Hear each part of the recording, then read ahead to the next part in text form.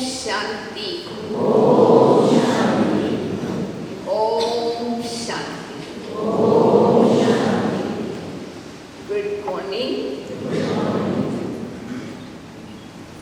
आज कौन सा दिवस है? संडे। संडे का दो अर्थ है। सन SON बच्चों का दिन और SUN मास्टर ज्ञान सूर्य का विशेष दिन।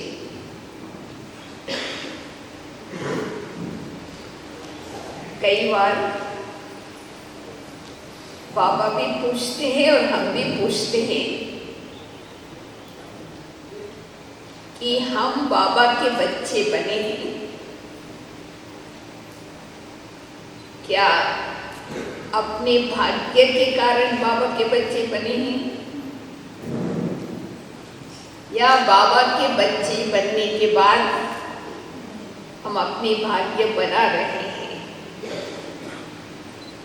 हम भाग्यवान हैं इसलिए बाबा के बच्चे बने या भाग्य बना रहे हैं?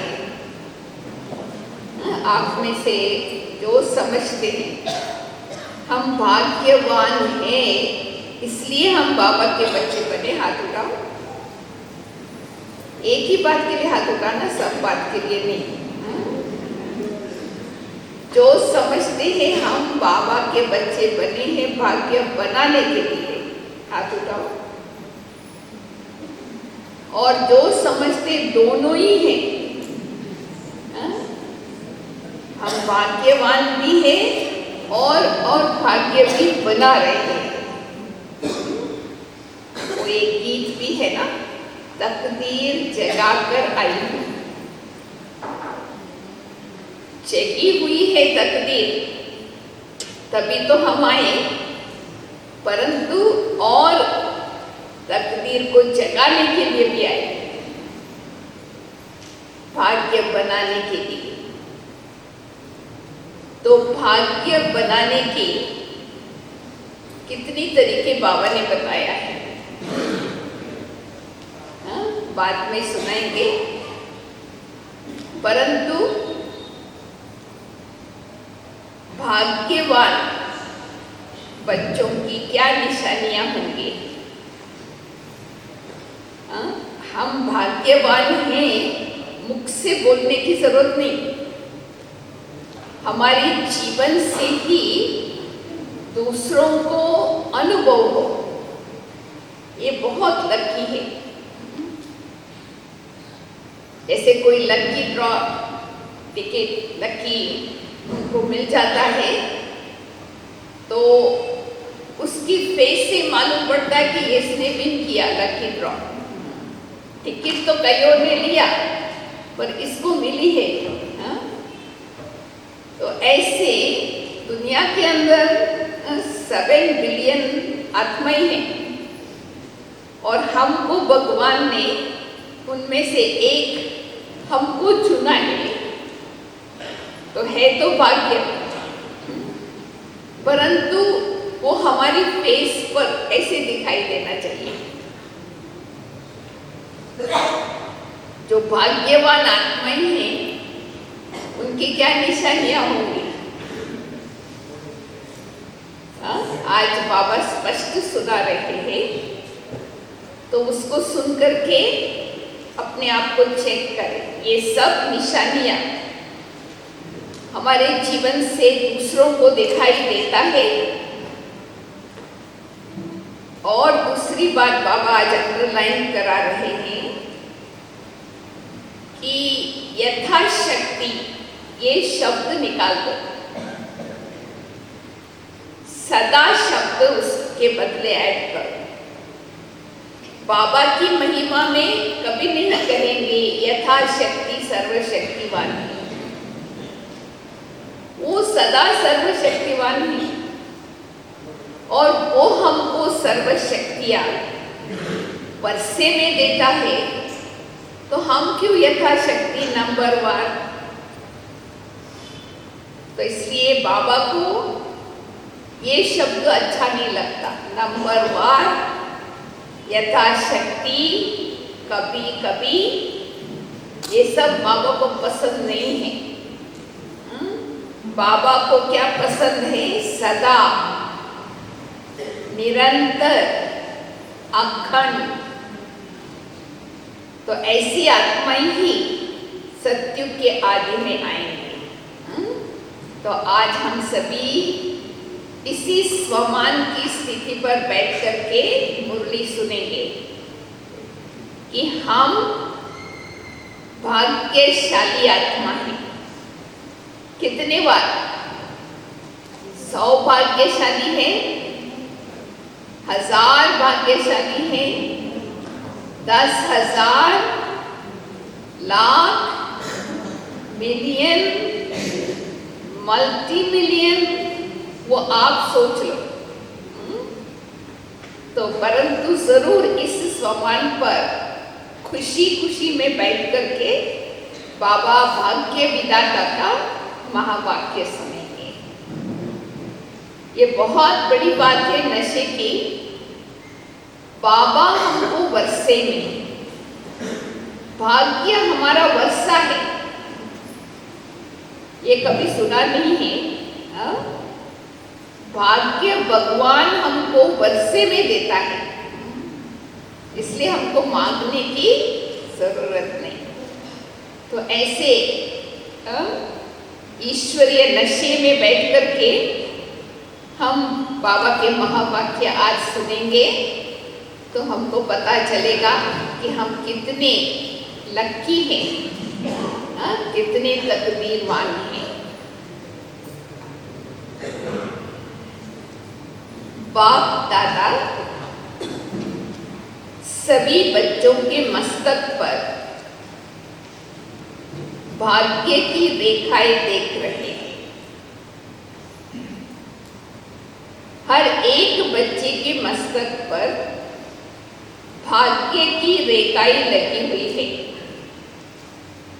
लोग तो हाथों की रेखा देखते हैं, भगवान हमारे मस्तक पर भाग्य की रेखा देखते हैं। लेकिन किस किस बच्चों की स्पष्ट रेखाएं हैं, क्लियर, और कोई कोई बच्चों की स्पष्ट रेखाएं नहीं है। जब से भगवान के बच्चे बने, भगवान अर्थात भाग्य विधाता, भगवान अर्थात दाता विधाता, इसलिए बच्चे बनने से भाग्य का अधिकार अर्थात वर्षा सभी बच्चों को अवश्य प्राप्त होता है। बाबा के बच्चे बनने के बाद भाग्य अवश्य सबको प्राप्त होता है, परंतु उस मिले हुए वर्षे को जीवन में धारण करना, सेवा में लगाकर श्रेष्ठ बनाना, स्पष्ट बनाना, इसमें नंबर 1 है। भाग्य तो सबको मिला है, परंतु किसमें नंबर 1 है? धारण करने में, सेवा में लगा के अपने को श्रेष्ठ बनाने में। इसलिए ये भाग्य जितना स्वयं प्रति व सेवा प्रति कार्य में लगाते हो उतना बढ़ता है, अर्थात रेखा स्पष्ट होती है। बाप एक है और दाता भी सभी को एक जैसा ही है। बाप नंबरवार भाग्य नहीं बांटता है। बाबा सबको एक जैसा भाग्य बांटता है। बाबा किसी को नंबरवार नहीं बांटता, लेकिन भाग्य बनाने वाले अर्थात भाग्यवान बनने वाले इतने बड़े भाग्य को प्राप्त करने में यथाशक्ति होने के कारण नंबरवार हो जाते हैं। इसलिए कोई की रेखा स्पष्ट है, कोई की स्पष्ट नहीं है। आपका कैसे है देख लीजिए ज्ञान की दर्पण में। हाँ, मेरी भाग्य की रेखा स्पष्ट है या स्पष्ट नहीं है देख लीजिए। स्पष्ट रेखा वाले बच्चे, प्रूफ भी चाहिए, ऐसा ही नहीं कह सकते। स्पष्ट रेखा वाले बच्चे स्वयं भी हर कर्म में अपने को भाग्यवान अनुभव करते हैं। हर कर्म में भाग्यवान अनुभव करते हैं। साथ साथ उनके चेहरे और चलन से भाग्य औरों को भी अनुभव होता है। खुद तो करते हैं पर उसके चेहरे और चलन से दूसरों को भी भाग्य अनुभव होता है। और ऐसे भाग्यवान बच्चों को देखकर सोचते हैं और कहते हैं कि ये आत्माएं बड़ी भाग्यवान हैं, इनका भाग्य सदा श्रेष्ठ है। तो अपने आप से पूछो, हर कर्म में अपने को भगवान के बच्चे भाग्यवान अनुभव करते हो? हर कर्म में हाँ भाग्यवान, भगवान के बच्चे भाग्यवान अनुभव करते हो। भाग्य आपका वर्षा है। वर्षा कभी प्राप्त न हो ये नहीं हो सकता।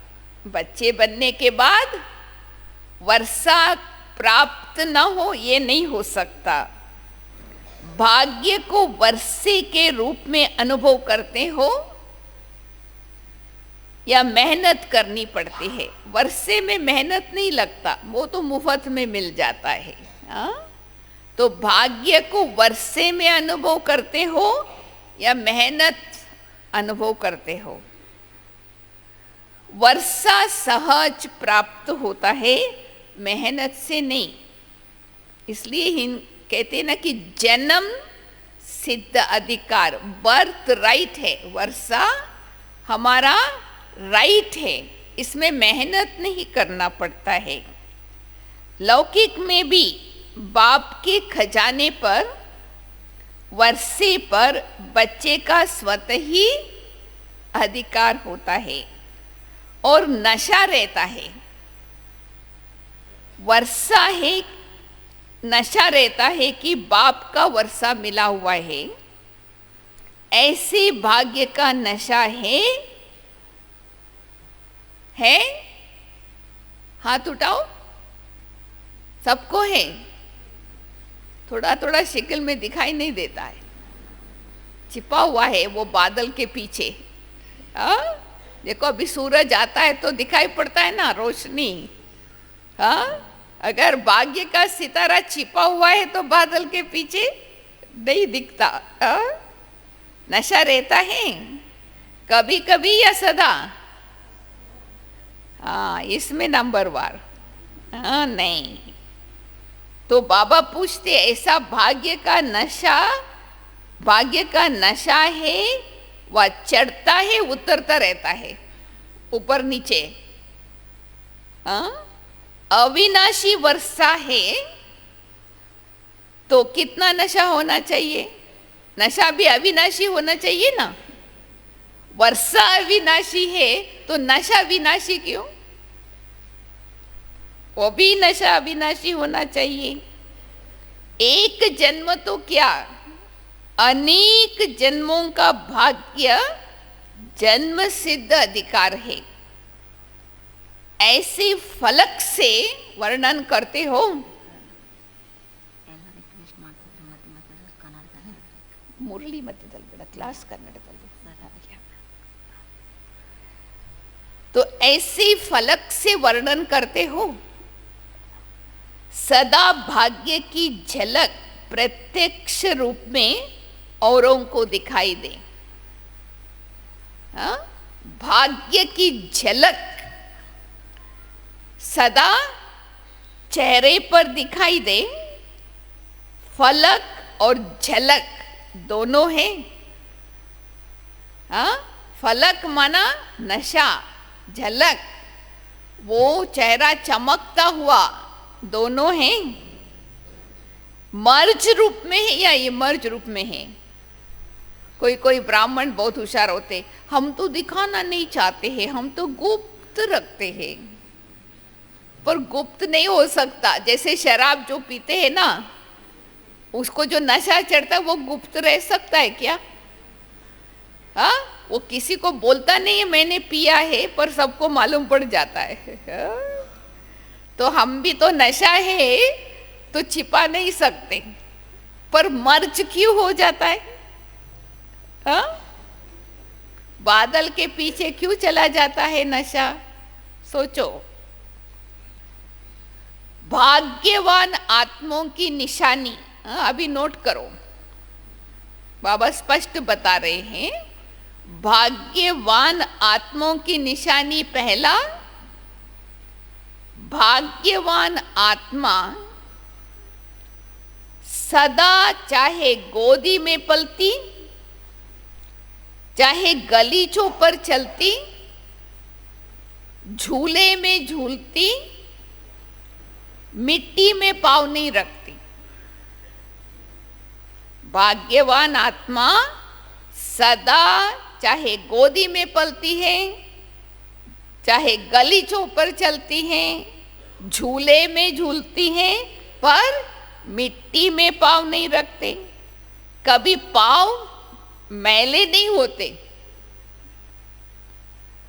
वो लोग गलीचे पर चलते हैं। जो लौकिक में भाग्यवान होते हैं, राजा महाराजा, वो तो घरों में गलीचों पर चलते हैं। और आप कहाँ चलते हो? आपका कौन सा गलीचा है? बुद्धि रूपी पाँव नहीं रखते। बुद्धि रूपी पाँव धरती पर नहीं रखते, अर्थात बुद्धि मैली नहीं करते। बुद्धि रूपी पाँव मिट्टी में चला जाता है तो गंदा हो जाता है। मिट्टी माना देहाभिमान। भाग्यवान मिट्टी के खिलौनों से नहीं खेलते, सदा रत्नों से खेलते हैं। मिट्टी के खिलौनों से नहीं खेलते। दूसरी बात, भाग्यवान सदा संपन्न रहते हैं, भरपूर, संपन्न, संतुष्ट। सदा भरपूर संपन्न रहते, इसलिए इच्छा मात्रम अविद्या इसी स्थिति में रहते। इच्छा क्या होती है उसकी अविद्या, उसको पता ही नहीं, क्योंकि इतना भरपूर है। और तीसरी निशानी, भाग्यवान आत्मा सदा महादानी पुण्य आत्मा बन औरों का भी भाग्य बनाते रहते। यही वंडर है। बाबा ने हमारा लक का लाक, हमारा बुद्धि को लाक लगा हुआ था ना, गॉडरेज लॉक, तो बाबा ने लक का लाक खोला भी और दूसरों की लक का लाक खोलने की चाबी भी दे दिया है। मिली है। पहले आपका लक का लाक खोला है, कौन सी चाबी बाबा ने यूज किया आपके लॉक पर? हाँ, कौन सा? एक ही चाबी यूज किया, अलग अलग चाबी नहीं। हाँ, लव है लक का लॉक खोलने की चाबी। ईश्वरीय प्यार, ज्ञान बाद में सुना। लव लक का लॉक खोलने की चाबी, और वो हमको बाबा ने हमको दे दिया। तुम भी जो प्यार मिला है ईश्वर से, दूसरों को बांटो, उनकी भी लॉक खुल जाए। तो इसलिए भाग्यवान आत्मा सदा महादानी पुण्यात्मा बन औरों का भी भाग्य बनाते रहते। और पांचवा, भाग्यवान आत्मा सदा ताज तख्त और तिलक धारी रहते हैं। और छठा, भाग्यवान आत्मा जितना ही भाग्य अधिकारी उतना ही त्यागधारी आत्मा होती है। इसलिए कहा जाता है ना कि भाग्य त्याग का दर्पण में अपनी भाग्य को देखो। भाग्यवान आत्मा जितनी भाग्यवान उतना त्यागधारी होते हैं। भाग्य की निशानी है त्याग। त्याग भाग्य को स्पष्ट करता है। हम बाद में आपको एक बात सुनाएंगे। हम लोग क्या करते हैं, हम कहते तो हैं, कभी कभी हम पूछते हैं ब्रह्मा कुमारी बनना भाग्य है या त्याग है? तो आप क्या कहेंगे? भाग्य है। और भाग्य ऐसे मुफ्त में मिल गया क्या? अगर त्याग नहीं तो भाग्य कहां से? परंतु लोगों को हमारे से क्या दिखाई देता है? क्या दिखाई देता है? क्यों? आपका त्याग देख करके वो 10 कोस भाग जाते। अरे भाई, हमको नहीं बनना है ब्रह्मा कुमारी। अरे हम तो कहते हम तो भाग्यशाली बने हैं, तुम भी बनो। पर हमारा भाग्य उनको दिखाई नहीं देता है, उनको हमारा त्याग ही दिखाई देता है ना? वो बाद में बताएंगे क्यों नहीं दिखाई देता है। कौन सा बादल ढक लेता अपने भाग्य को। तो बाबा कहते त्याग भाग्य को स्पष्ट करता है। भाग्यवान आत्मा और 7वां विशेषता, सदा भगवान समान, निराकारी, निरहंकारी और निर्विकारी, ये तीनों विशेषताओं से भरपूर होते हैं। निराकारी, निरहंकारी और निर्विकारी।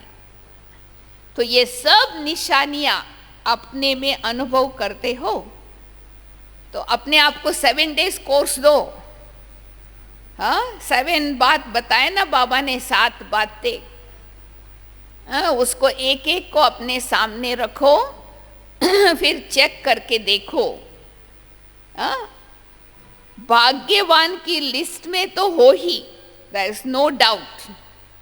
भगवान का बच्चा बनना माना भगवान के भाग्य की लिस्ट में चले जाना। लेकिन यथाशक्ति हो या सर्वशक्तिवान हो, मास्टर तो हो ना। बाप की महिमा में कभी यथाशक्ति व नंबरवार नहीं कहा जाता।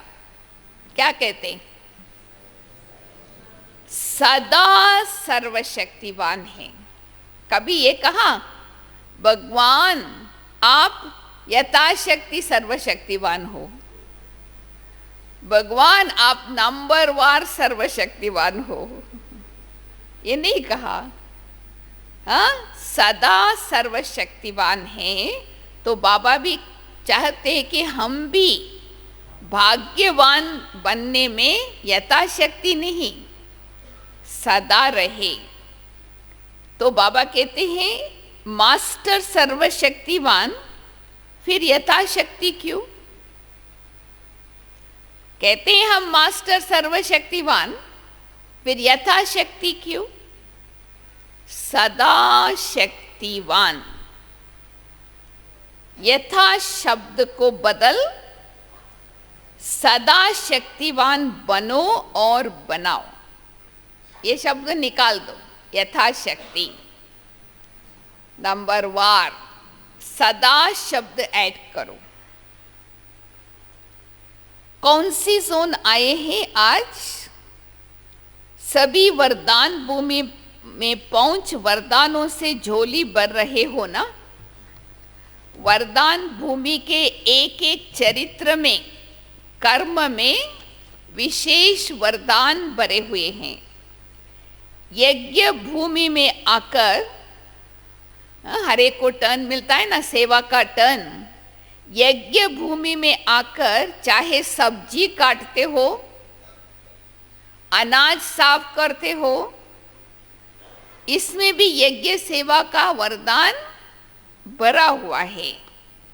जैसे यात्रा पर जाते हैं, मंदिर की सफाई करना भी एक बहुत बड़ा पुण्य समझते हैं लोग, भक्त लोग।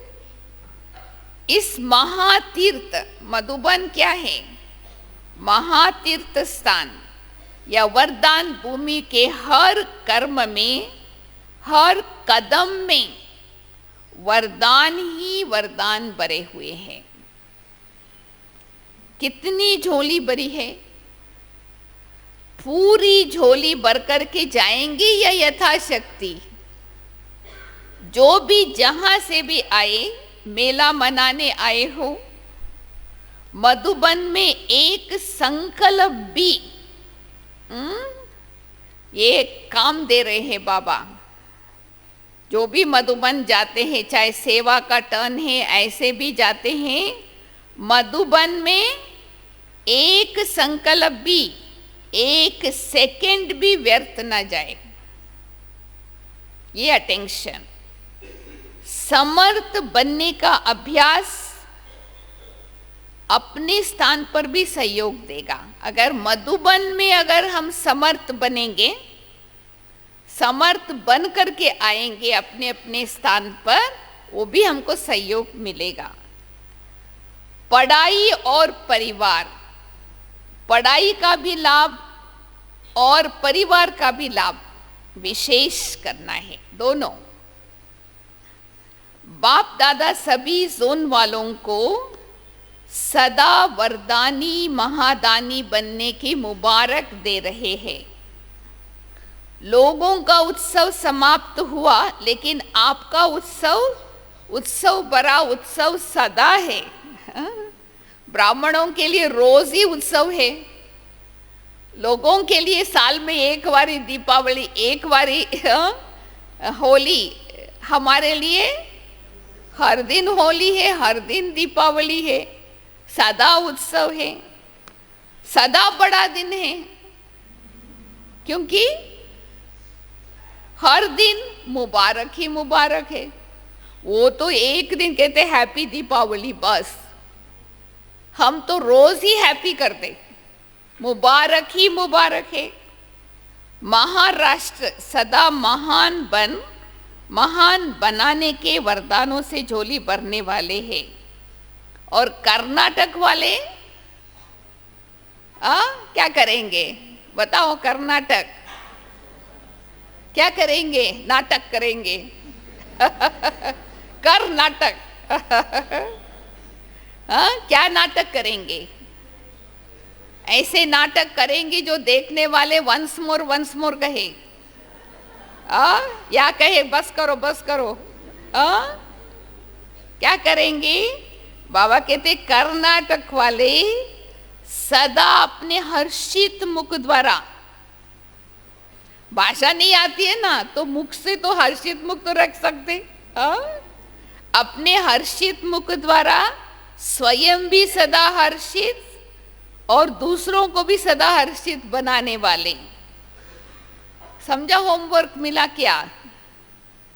कर्नाटक वालों को क्या करना है? सदा हर्षित रहना है और हर्षित बनाने का वरदान सबको देना है, झोली भरते रहना है।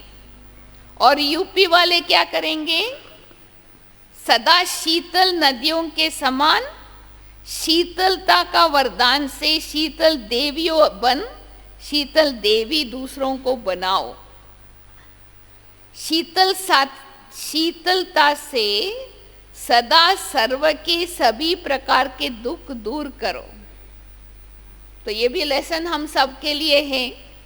सबकी जीवन में दुख दूर करने के लिए हर एक को शीतला देवी बनना है।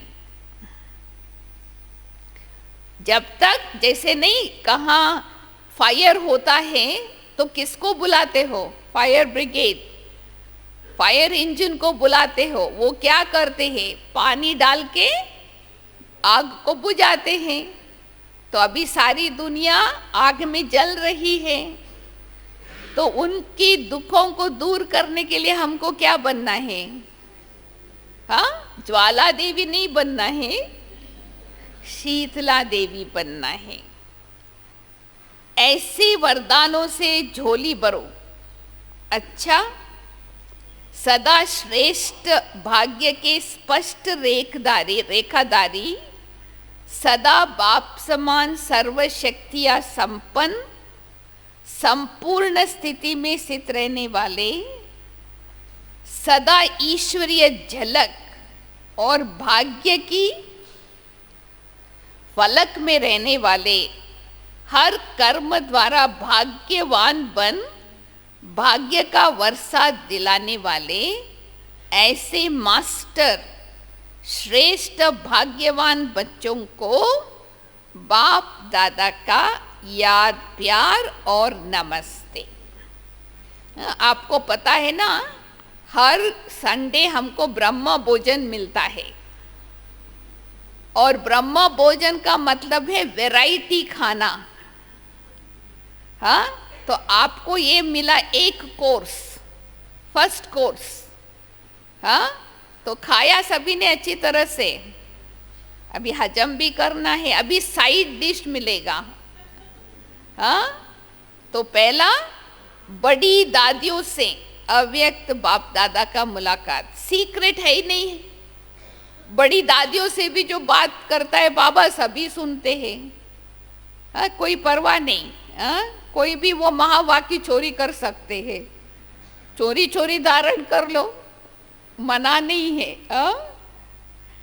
आदि से अब तक जो हर कार्य में साथ चलते आ रहे हैं, उनकी ये विशेषता है, जैसे ब्रह्मा बाप हर कदम में अनुभवी बन अनुभव की अथॉरिटी से विश्व के राज्य की अथॉरिटी लेते हैं, ऐसे ही आप सभी की बहुत काल से हर प्रकार के अनुभव की अथॉरिटी के कारण बहुत काल के राज्य की अथॉरिटी में भी साथी बनने वाले हो। कितना गारंटी देखो। जिन्होंने आदि से संकल्प किया, क्या संकल्प किया दादियों ने? जो उनको ये अथॉरिटी मिल गई, अभी भी साथ में है, परंदाम में भी साथ रहेंगी, सतयुग में भी साथ रहेंगी। तो आदि से उन्होंने क्या संकल्प किया? जहां बिठाएंगे, जैसे चलाएंगे, वैसे चलते हुए साथ चलेंगे। तो साथ चलने का पहला वायदा बाप दादा को निभाना ही पड़ेगा। ब्रह्मा बाप के भी साथ रहने वाले हो, राज्य में भी साथ रहेंगे और भक्ति में भी साथ रहेंगे। जितना अभी बुद्धि से सदा साथ रहता है, ये किसी को भी पुरुषार्थ कर सकते हो। जो सदा बुद्धि से सदा साथ रहता है, उसी हिसाब से राज्य में भी सदा साथ है। समझो, आप अभी ज्ञान में आए हो, जब से ज्ञान में जो भी आए तब से लेकर अगर हम बुद्धि से बाबा के साथ रहे बहुत काल से, तो हमको भी ये चांस मिल सकता है कि राज्य में भी सदा साथ रहेंगे। अगर अभी थोड़ा सा दूर, तो कोई कोई जन्म में दूर के हो जाएंगे, कोई जन्म में नजदीक के होंगे। लेकिन जो सदा ही बुद्धि से साथ रहते हैं, सदा ही, ये अंडरलाइन करो, आप अपने को चेक करो, जो सदा ही बुद्धि से साथ में रहते हैं वो वहां भी साथ रहेंगे। साकार में तो आप सब 14 साल साथ रहे। सतयुग के 14 वर्ष कितने वर्षों के समान हो गए? संगम युग के 14 वर्ष सतयुग के कितने समान हो गए? संगम युग का इतना समय साकार रूप में साथ रहते हो, ये भी बहुत बड़ा भाग्य है। फिर बुद्धि से भी साथ हो, घर में भी साथ रहेंगे और राज्य में भी साथ रहेंगे। भले तख्त पर थोड़े बैठते हैं, लेकिन रॉयल फैमिली के नजदीक संबंध में सारी दिनचर्या में साथ में रहने का पार्ट जरूर बजाते हैं। तो ये आदि से साथ रहने का वायदा सारा कल्प ही चलता रहेगा। आप भी सोचो, आप अब जब ज्ञान में आए, आदि में आपने क्या प्रॉमिस किया बाबा से, उसको कहाँ तक हमने निभाया है? दादियों ने निभाया ना, तो इसलिए उनको ऐसे साथ मिला। तो बाबा कहते आदि से साथ रहने का वायदा सारा कल्प चलता रहेगा। भक्ति में भी काफी समय साथ रहेंगे। ये पीछे के जन्म में थोड़ा सा दूर, कोई नजदीक, लेकिन फिर भी साथ सारा कल्प किसी न किसी रूप में रहते हैं। ऐसे वायदा है ना। इसलिए आप लोगों को सभी किस नजर से देखते हैं? जब भी हम सभी दादियों को देखते हैं, किस नजर से देखते हैं? बाप के रूप हो। हाँ, दादिया, हम ऐसे देखते ना कि ये साकार का रूप है। इनको ही भक्ति में कहा जाता है ये सब भगवान के रूप है। फिर भक्ति में कह दिया ये सब भगवान का रूप है, क्योंकि बाप समान बनते हो ना। आपके रूप से बाप दिखाई देता है, इसलिए बाप के रूप कह देते। हम भी पुरुषार्थ करें, कोई भी हमको देखे, हमको ना देखे, बाप के रूप को देखे। अगर इतना हम साथ निभाएंगे वायदे को, तभी तो वो होगा ना। इसलिए हम कहते हैं दादियों के रूप में बाप दिखाई देता है। जो बाप के साथ रहने वाले हैं उनकी विशेषता होंगी। उनको देखकर जो बाप के सदा साथ रहते हैं, चाहे बुद्धि से चाहे साकार में, उनकी विशेषता क्या होंगी? उनको देख करके बाप याद आएगा। देखेंगे उनको साकार में, पर याद आएगा बाप की। उनको नहीं याद करेंगे, लेकिन बाप को याद करेंगे। गुलजार दादी को ही देखिए, गुलजार दादी को देखते ही को किसकी याद आती? कभी दादी की याद नहीं आती, बाबा ही याद आता। प्रकाशमणि दादी को याद करते हैं, कौन याद आता है? बाबा ही याद आता। दादी जानकी को याद करते हैं, बीच में वो गुम हो जाते हैं, फिर बाबा ही बाबा याद आता है। माना वो इतना साथ रहते हैं बुद्धि से, साथ छोड़ते नहीं हैं, छूटता नहीं है। तो तभी उनके द्वारा बाप की साक्षात्कार। तो उन्हों से बाप के चरित्र, बाप की दृष्टि और बाप के कर्म सब अनुभव करते हैं। वह स्वयं नहीं दिखाई देंगे, लेकिन उन द्वारा बाप के कर्म व दृष्टि अनुभव होंगे। यह है बाप समान। यही विशेषता है अनन्य समान बच्चों की। उनके द्वारा, उनके कर्म द्वारा बाप ही दिखाई दे। सभी ऐसे हो ना, आप में तो नहीं फंसते हैं ना। हाँ, कोई कोई सेवादारी ऐसे हैं, सेवा करके दूसरों को अपने में फंसा देते हैं। ये सच्ची सेवा नहीं। हाँ, दूसरों को हमारे में फंसाना ये सच्ची सेवा नहीं। हाँ, ये तो नहीं कहते फलानी बहुत अच्छी है, नहीं, बाप ने इन्हें अच्छा बनाया है। हम लोग खुश हो जाते हैं, कोई कह देवे ना हमको तुम बहुत अच्छी हो, वाह, हमको भी लगता हाँ हम तो बहुत अच्छी है। दादियों को वो कुछ नहीं होता। ऐसा वो लोग ये कहे कि बाप ने इनको अच्छा बनाया है। बाप की दृष्टि, बाप की पालना इन्हों से मिलती है। फलानी बहन की पालना नहीं, बाप की पालना मिलती है। बाप के महावाक्य इन्हों से सुनते हैं, ये विशेषता है। इसको कहा जाता है प्यारा भी लेकिन न्यारा भी। न्यारा भी और प्यारा भी। कोई को हम अपने में फंसाए नहीं। प्यारा भले सबका हो, लेकिन क्या अंडरलाइन, फंसाने वाला नहीं हो अपने में। मेरे को यही बहन चाहिए, मेरे को इसके साथ ही सेवा करना है, मेरे को यही दृष्टि देवे, ये फंसाने का नहीं।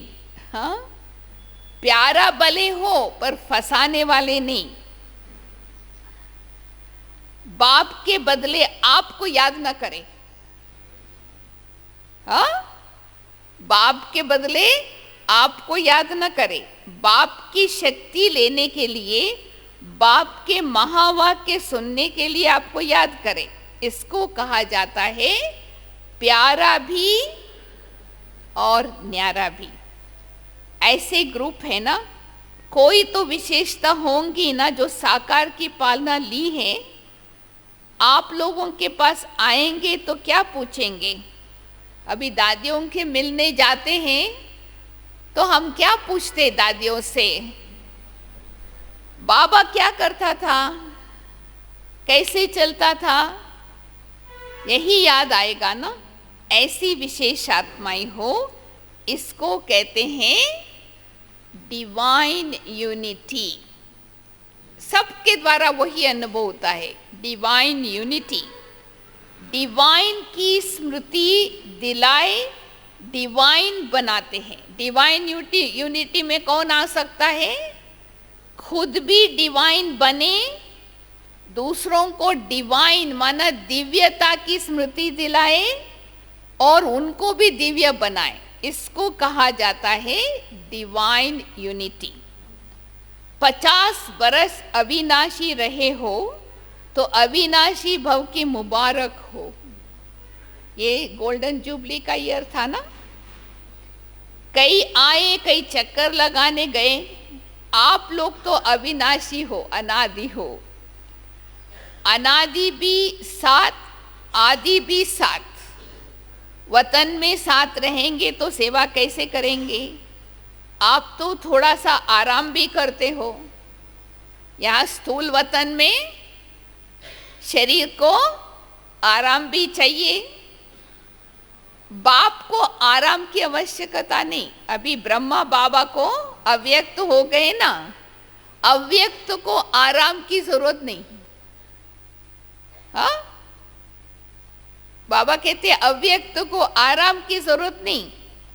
बाप दादा इससे छूट गए। पहले साकार में थे तो उनको भी आराम करना पड़ता था, अब उससे छूट गए। हाँ, अव्यक्त को आराम की आवश्यकता नहीं, व्यक्त को आवश्यकता है। ये शरीर 5 तत्वों से बना हुआ है ना, इसको आराम की आवश्यकता है। जब हम लाइट प्रकाशमय काया में चले जाएंगे, आराम की जरूरत ही नहीं।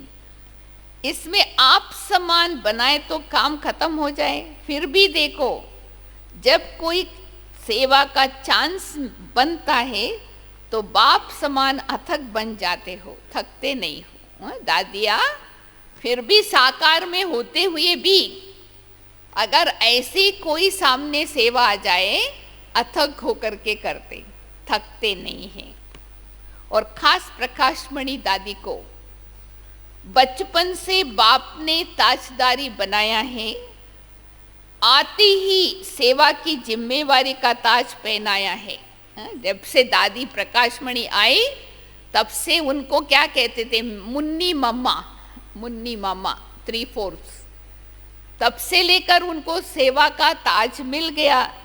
और समय प्रति समय जो भी पार्ट चला, चाहे बेगरी पार्ट, चाहे मौजों का पार्ट चला, सभी पार्ट में जिम्मेवारी का ताज ड्रामा अनुसार धारण करती आई हो। इसलिए अव्यक्त पार्ट में भी ताजदारी निमित्त बन गई। तो ये विशेष आदि से पार्ट हैं, सदा जिम्मेवारी निभाने वाले। ताजदारी कौन होंगे? ताज कौन सा होता है? जिम्मेवारी का। ताजदारी बनना माना सदा जिम्मेवारी निभाना। जैसे बाप जिम्मेवार हैं तो जिम्मेवार का ताज, जिम्मेवारी का ताजदारी बनने का विशेष पार्ट है। इसलिए अंत में भी दृष्टि द्वारा, जब ब्रह्मा बाबा व्यक्त हुए, बाबा ने कैसे दादी को ताज तख्त पहनाया, दृष्टि द्वारा ताज तिलक सब देकर गए। इसलिए आपका जो यादगार है ना, उसमें ताज जरूर होगा। जैसे कृष्ण को क्या दिखाते हैं, बचपन में ही ताज दिखाते हैं, तो यादगार में भी बचपन से ताजदारी रूप से पूछते हैं। कृष्ण को भी जिम्मेवार आत्मा है ना, तो बचपन को जब भी वो झूले में झुलाते हैं तभी भी उसको छोटा सा ताज पहना देते। जन्म से वो ताज पहन के नहीं जन्मा, परंतु जन्म के बाद उसको ताज पहना देते झूले में भी। माना वो इतना जिम्मेवारी निभाया है और सब साथी है, इसलिए आप भी ताजदारी हो। साथ तो सभी निभाते हैं, लेकिन समान रूप में साथ निभाना, इसमें अंतर है। साथ तो जिम्मेवारी तो सभी निभाते हैं, साथ भी सभी निभाते हैं, परंतु समान रूप में साथ निभाना, बाप समान रूप में, इसमें थोड़ा अंतर है। ये दूसरा मिला खाना, साइड डिश। बहुत खातरी आज हो रही है आप लोगों की। मेहनत करके आए हैं ना, तो खातरी भोजन की क्या है, बाबा ने कहा ना, नरिशिंग फूड देते ना, मेहमान आते तो खास खास बनाते। तो ये दूसरा खाना मिला, ब्रह्मा भोजन। अभी तीसरा साइड डिश।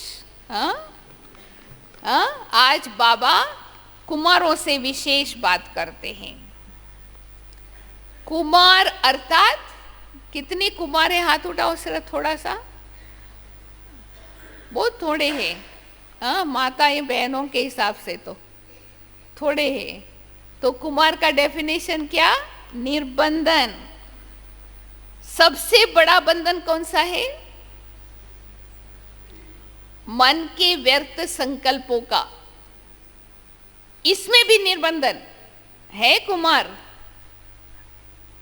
कभी कभी ये बंधन बांध तो नहीं लेता है, क्योंकि संकल्प शक्ति हर कदम में कमाई का आधार है। संकल्प शक्ति हर कदम में कमाई का आधार है। याद की यात्रा किस आधार से करते हो? संकल्प शक्ति के आधार से बाबा के पास पहुंचते हो ना, अशरीरी बन जाते हो। तो यह मन की विशेष शक्ति है।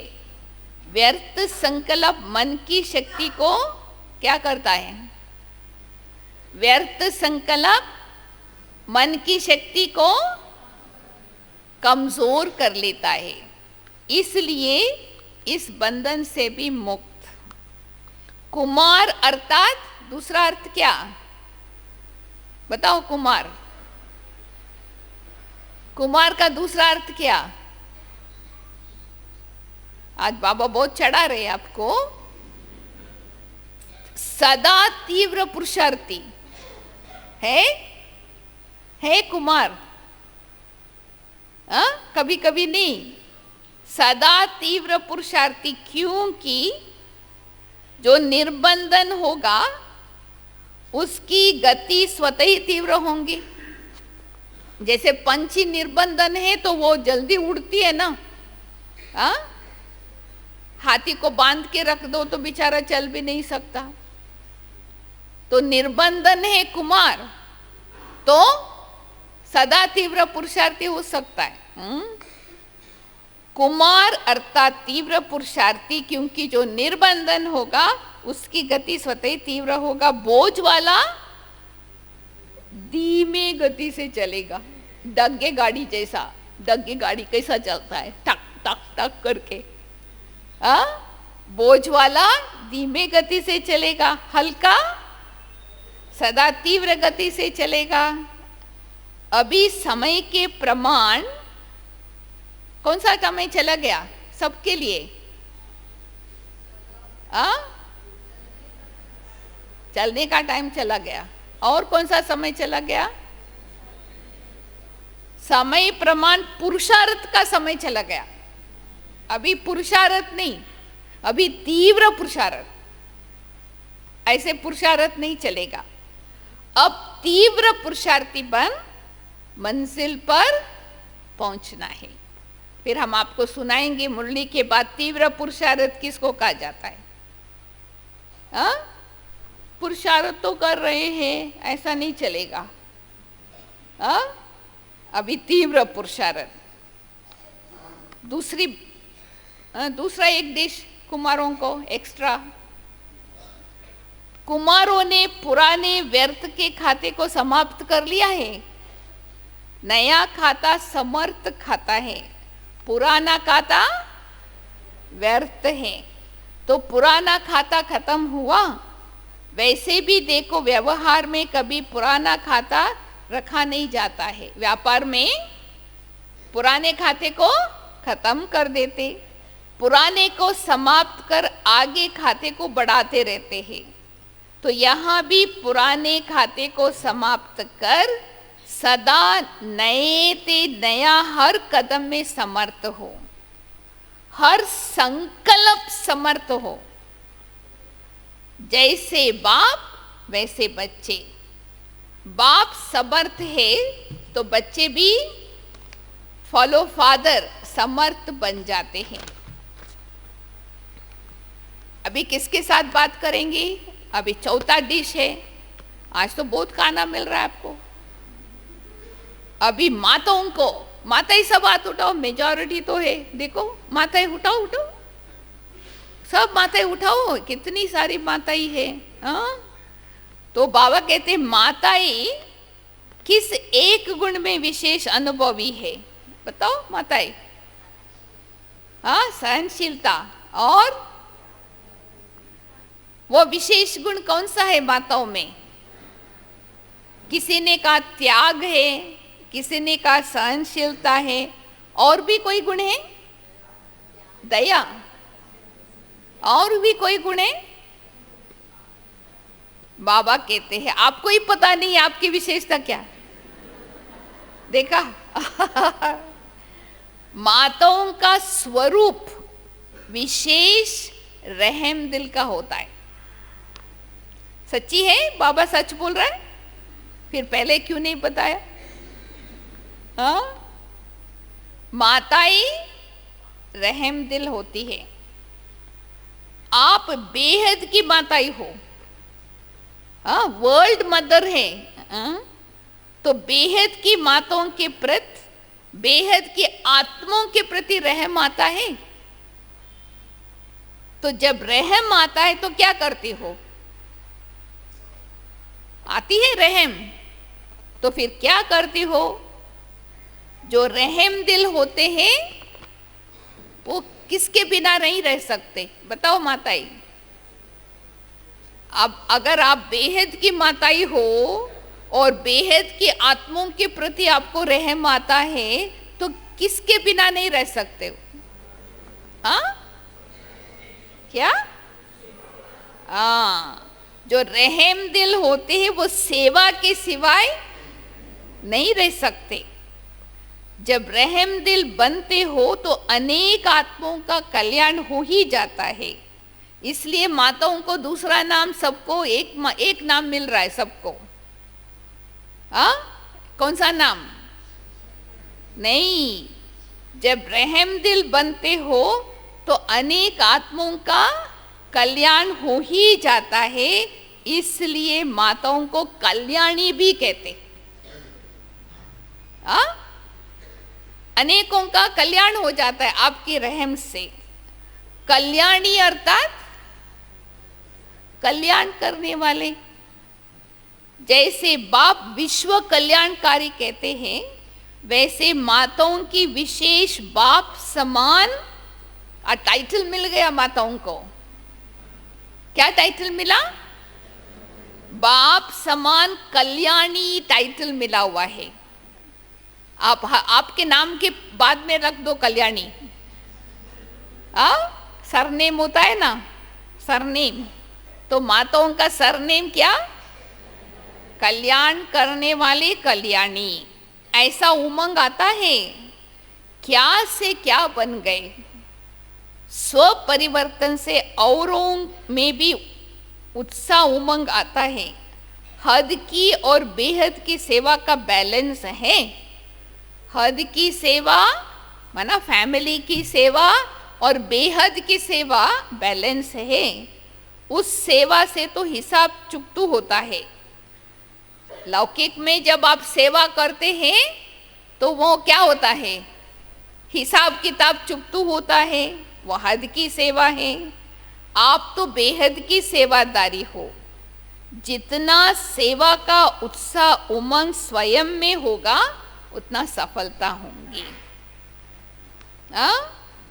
और दूसरा भी माताओं को, माताएं अपने त्याग तपस्या द्वारा विश्व कल्याण करने में निमित्त बनी हुई है। माताओं में त्याग और तपस्या की विशेषता है, और एडिशन हो गया। इन दोनों विशेषताओं से सेवा के निमित्त बन औरों को भी बाप समान बनाना, इसी में बिजी रहते हो। संगम युगी ब्राह्मणों का काम ही है, क्या काम? सब ब्राह्मणों का, माताएं, कुमारी, बच्चे, सब क्या ब्राह्मणों की विशेषता? सेवा करना। ब्राह्मण सेवा के बिना नहीं रह सकते। जैसे नामधारी ब्राह्मण भी खता जरूर करेंगे, तो यहां भी खता करना माना, कथा करना माना सेवा करना। तो जगत माता बन जगत के लिए सोचो। माताएं, मेरी पति ज्ञान में आवे, मेरा बच्चा ज्ञान में आवे, ये कोई जगत माता का लक्षण नहीं। आपका तो सारी दुनिया की आत्माएं बच्चे हैं, सबके लिए सोचना चाहिए। तो बाबा कहते जगत माता जगत के लिए सोचो, बेहद के बच्चों के लिए सोचो। सिर्फ घर में नहीं बैठ जाओ। घर में बैठना है, बच्चों को संभालना है। आजकल माताओं में ये एक फैशन चालू हो गया।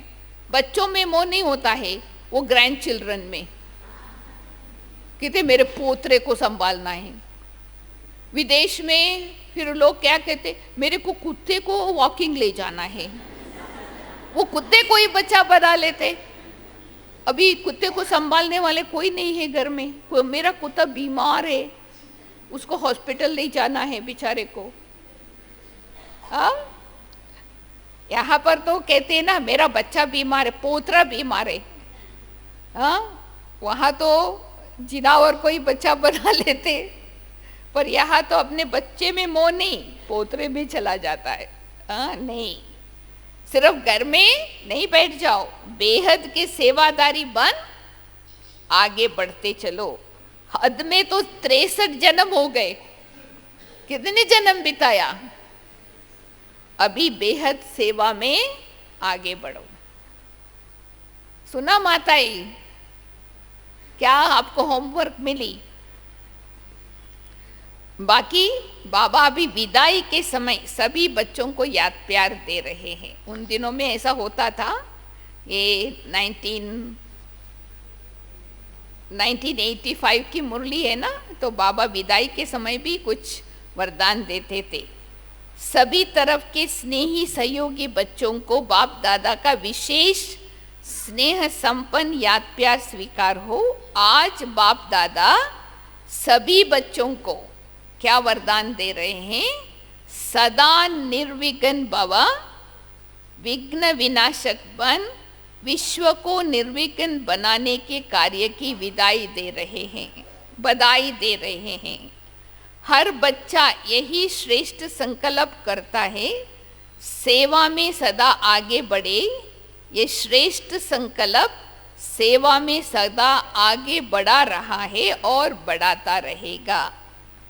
सेवा के साथ साथ ध्यान से सुनो, स्व उन्नति और सेवा की उन्नति का बैलेंस रखकर आगे बढ़ते चलो। तो बैलेंस रखने से क्या फायदा? तो बाप दादा और सर्व आत्माओं द्वारा जिन्हों के निमित्त बनते हो, उन्हों की दिल की दुआएं प्राप्त होंगी। सदा बैलेंस द्वारा ब्लेसिंग लेते हुए आगे बढ़ते चलो। स्व उन्नति और सेवा की उन्नति दोनों साथ साथ रहने से सदा और सहज सफलता स्वरूप बन जाएंगे। सभी अपने अपने नाम विशेषता से याद प्यार स्वीकार करना। बाकी ब्लेसिंग, ये कहते हैं ना कि डेजर्ट, लंच में मीठा देते हैं ना, कुछ भी खाने के बाद खातरी करने वालों को खाना सारा खिला के कुछ मीठा देते हैं ना। तो ये भी बाबा मीठी चीज देते हैं वरदान द्वारा, बहुत अच्छा। सबको खुशखबरी सुनाने वाले, सबको खुशखबरी सुनाने वाले खुशी के खजानों से भरपूर भंडार भवा। सदा अपने इस स्वरूप को स्मृति में रखो कि हम खुशी के खजाने से भरपूर भंडार है। हम खुशी के खजाने से भरपूर भंडार है।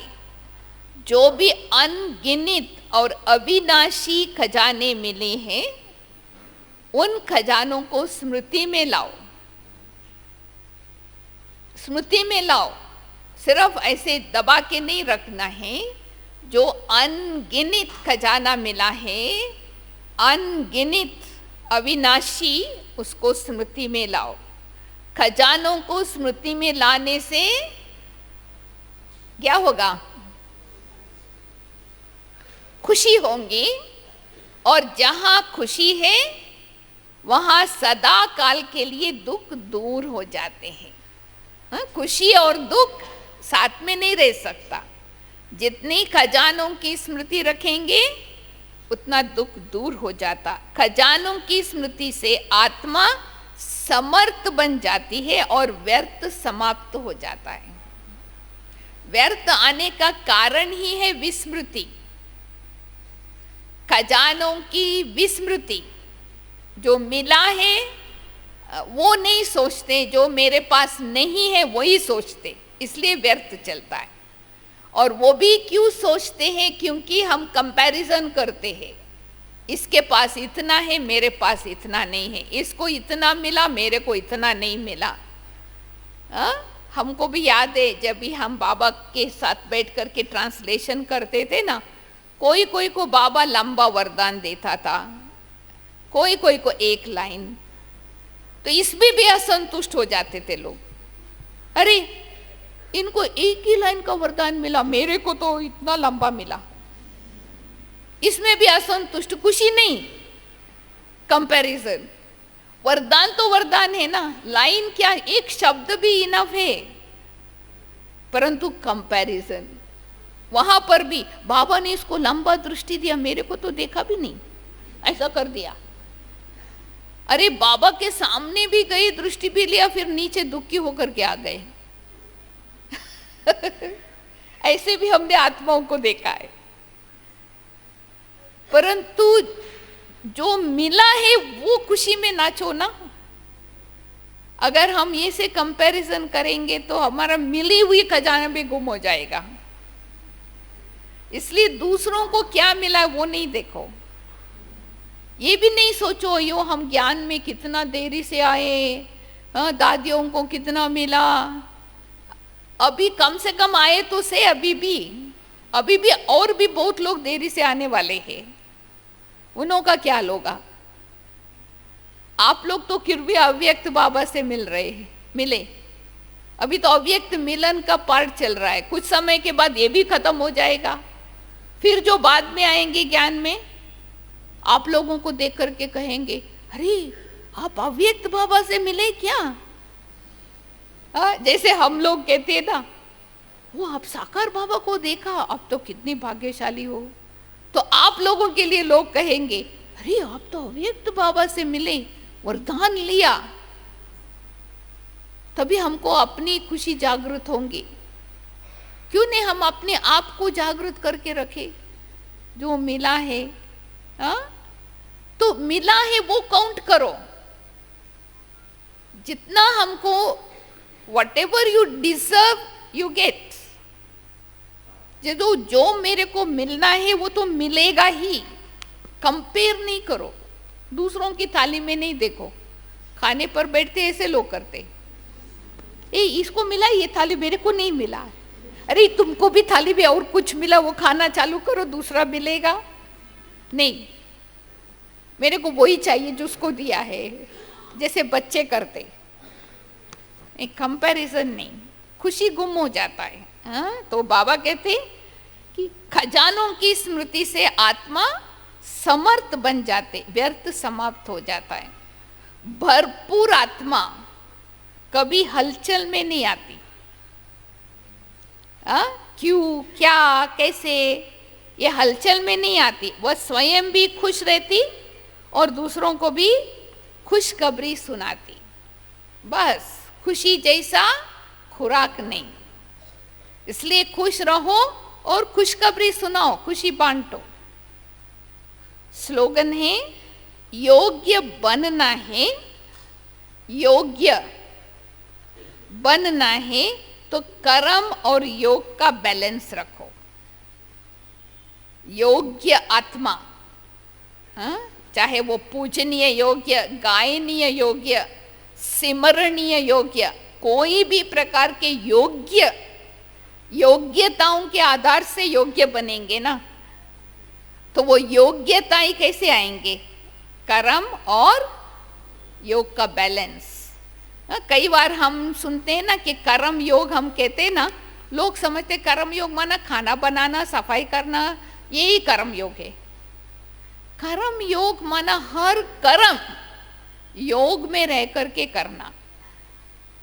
वो कुछ भी कर्म हो, श्वास लेते हो, आंख मिचोड़ ब्लिंक करते हो, कुछ भी कर्म करते हैं योग में रह करके, तभी हमारे अंदर वो योग्यता आती रहेंगी। तो पूरी मुरली आप किस स्वमान से सुने आज? भूल गए शायद बीच बीच में। दूसरी बातें सुनते सुनते हाँ, मैं भाग्यवान आत्मा हूँ, ये हम भूल गए।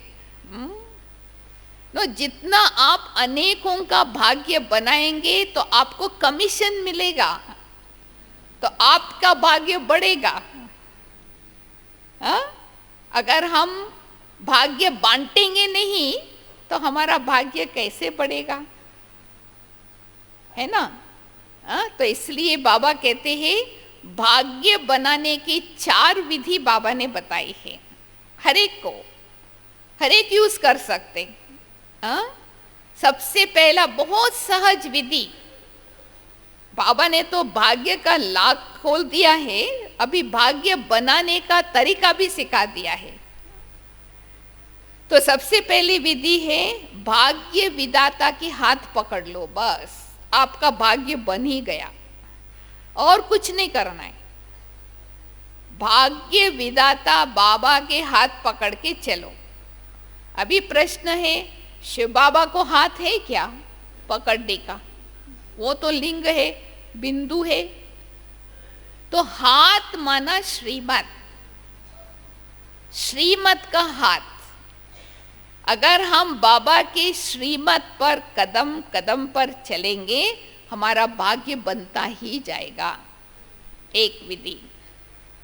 दूसरी विधि है, जैसे बाबा ने आज बताया, त्याग। त्याग के आधार से भाग्य।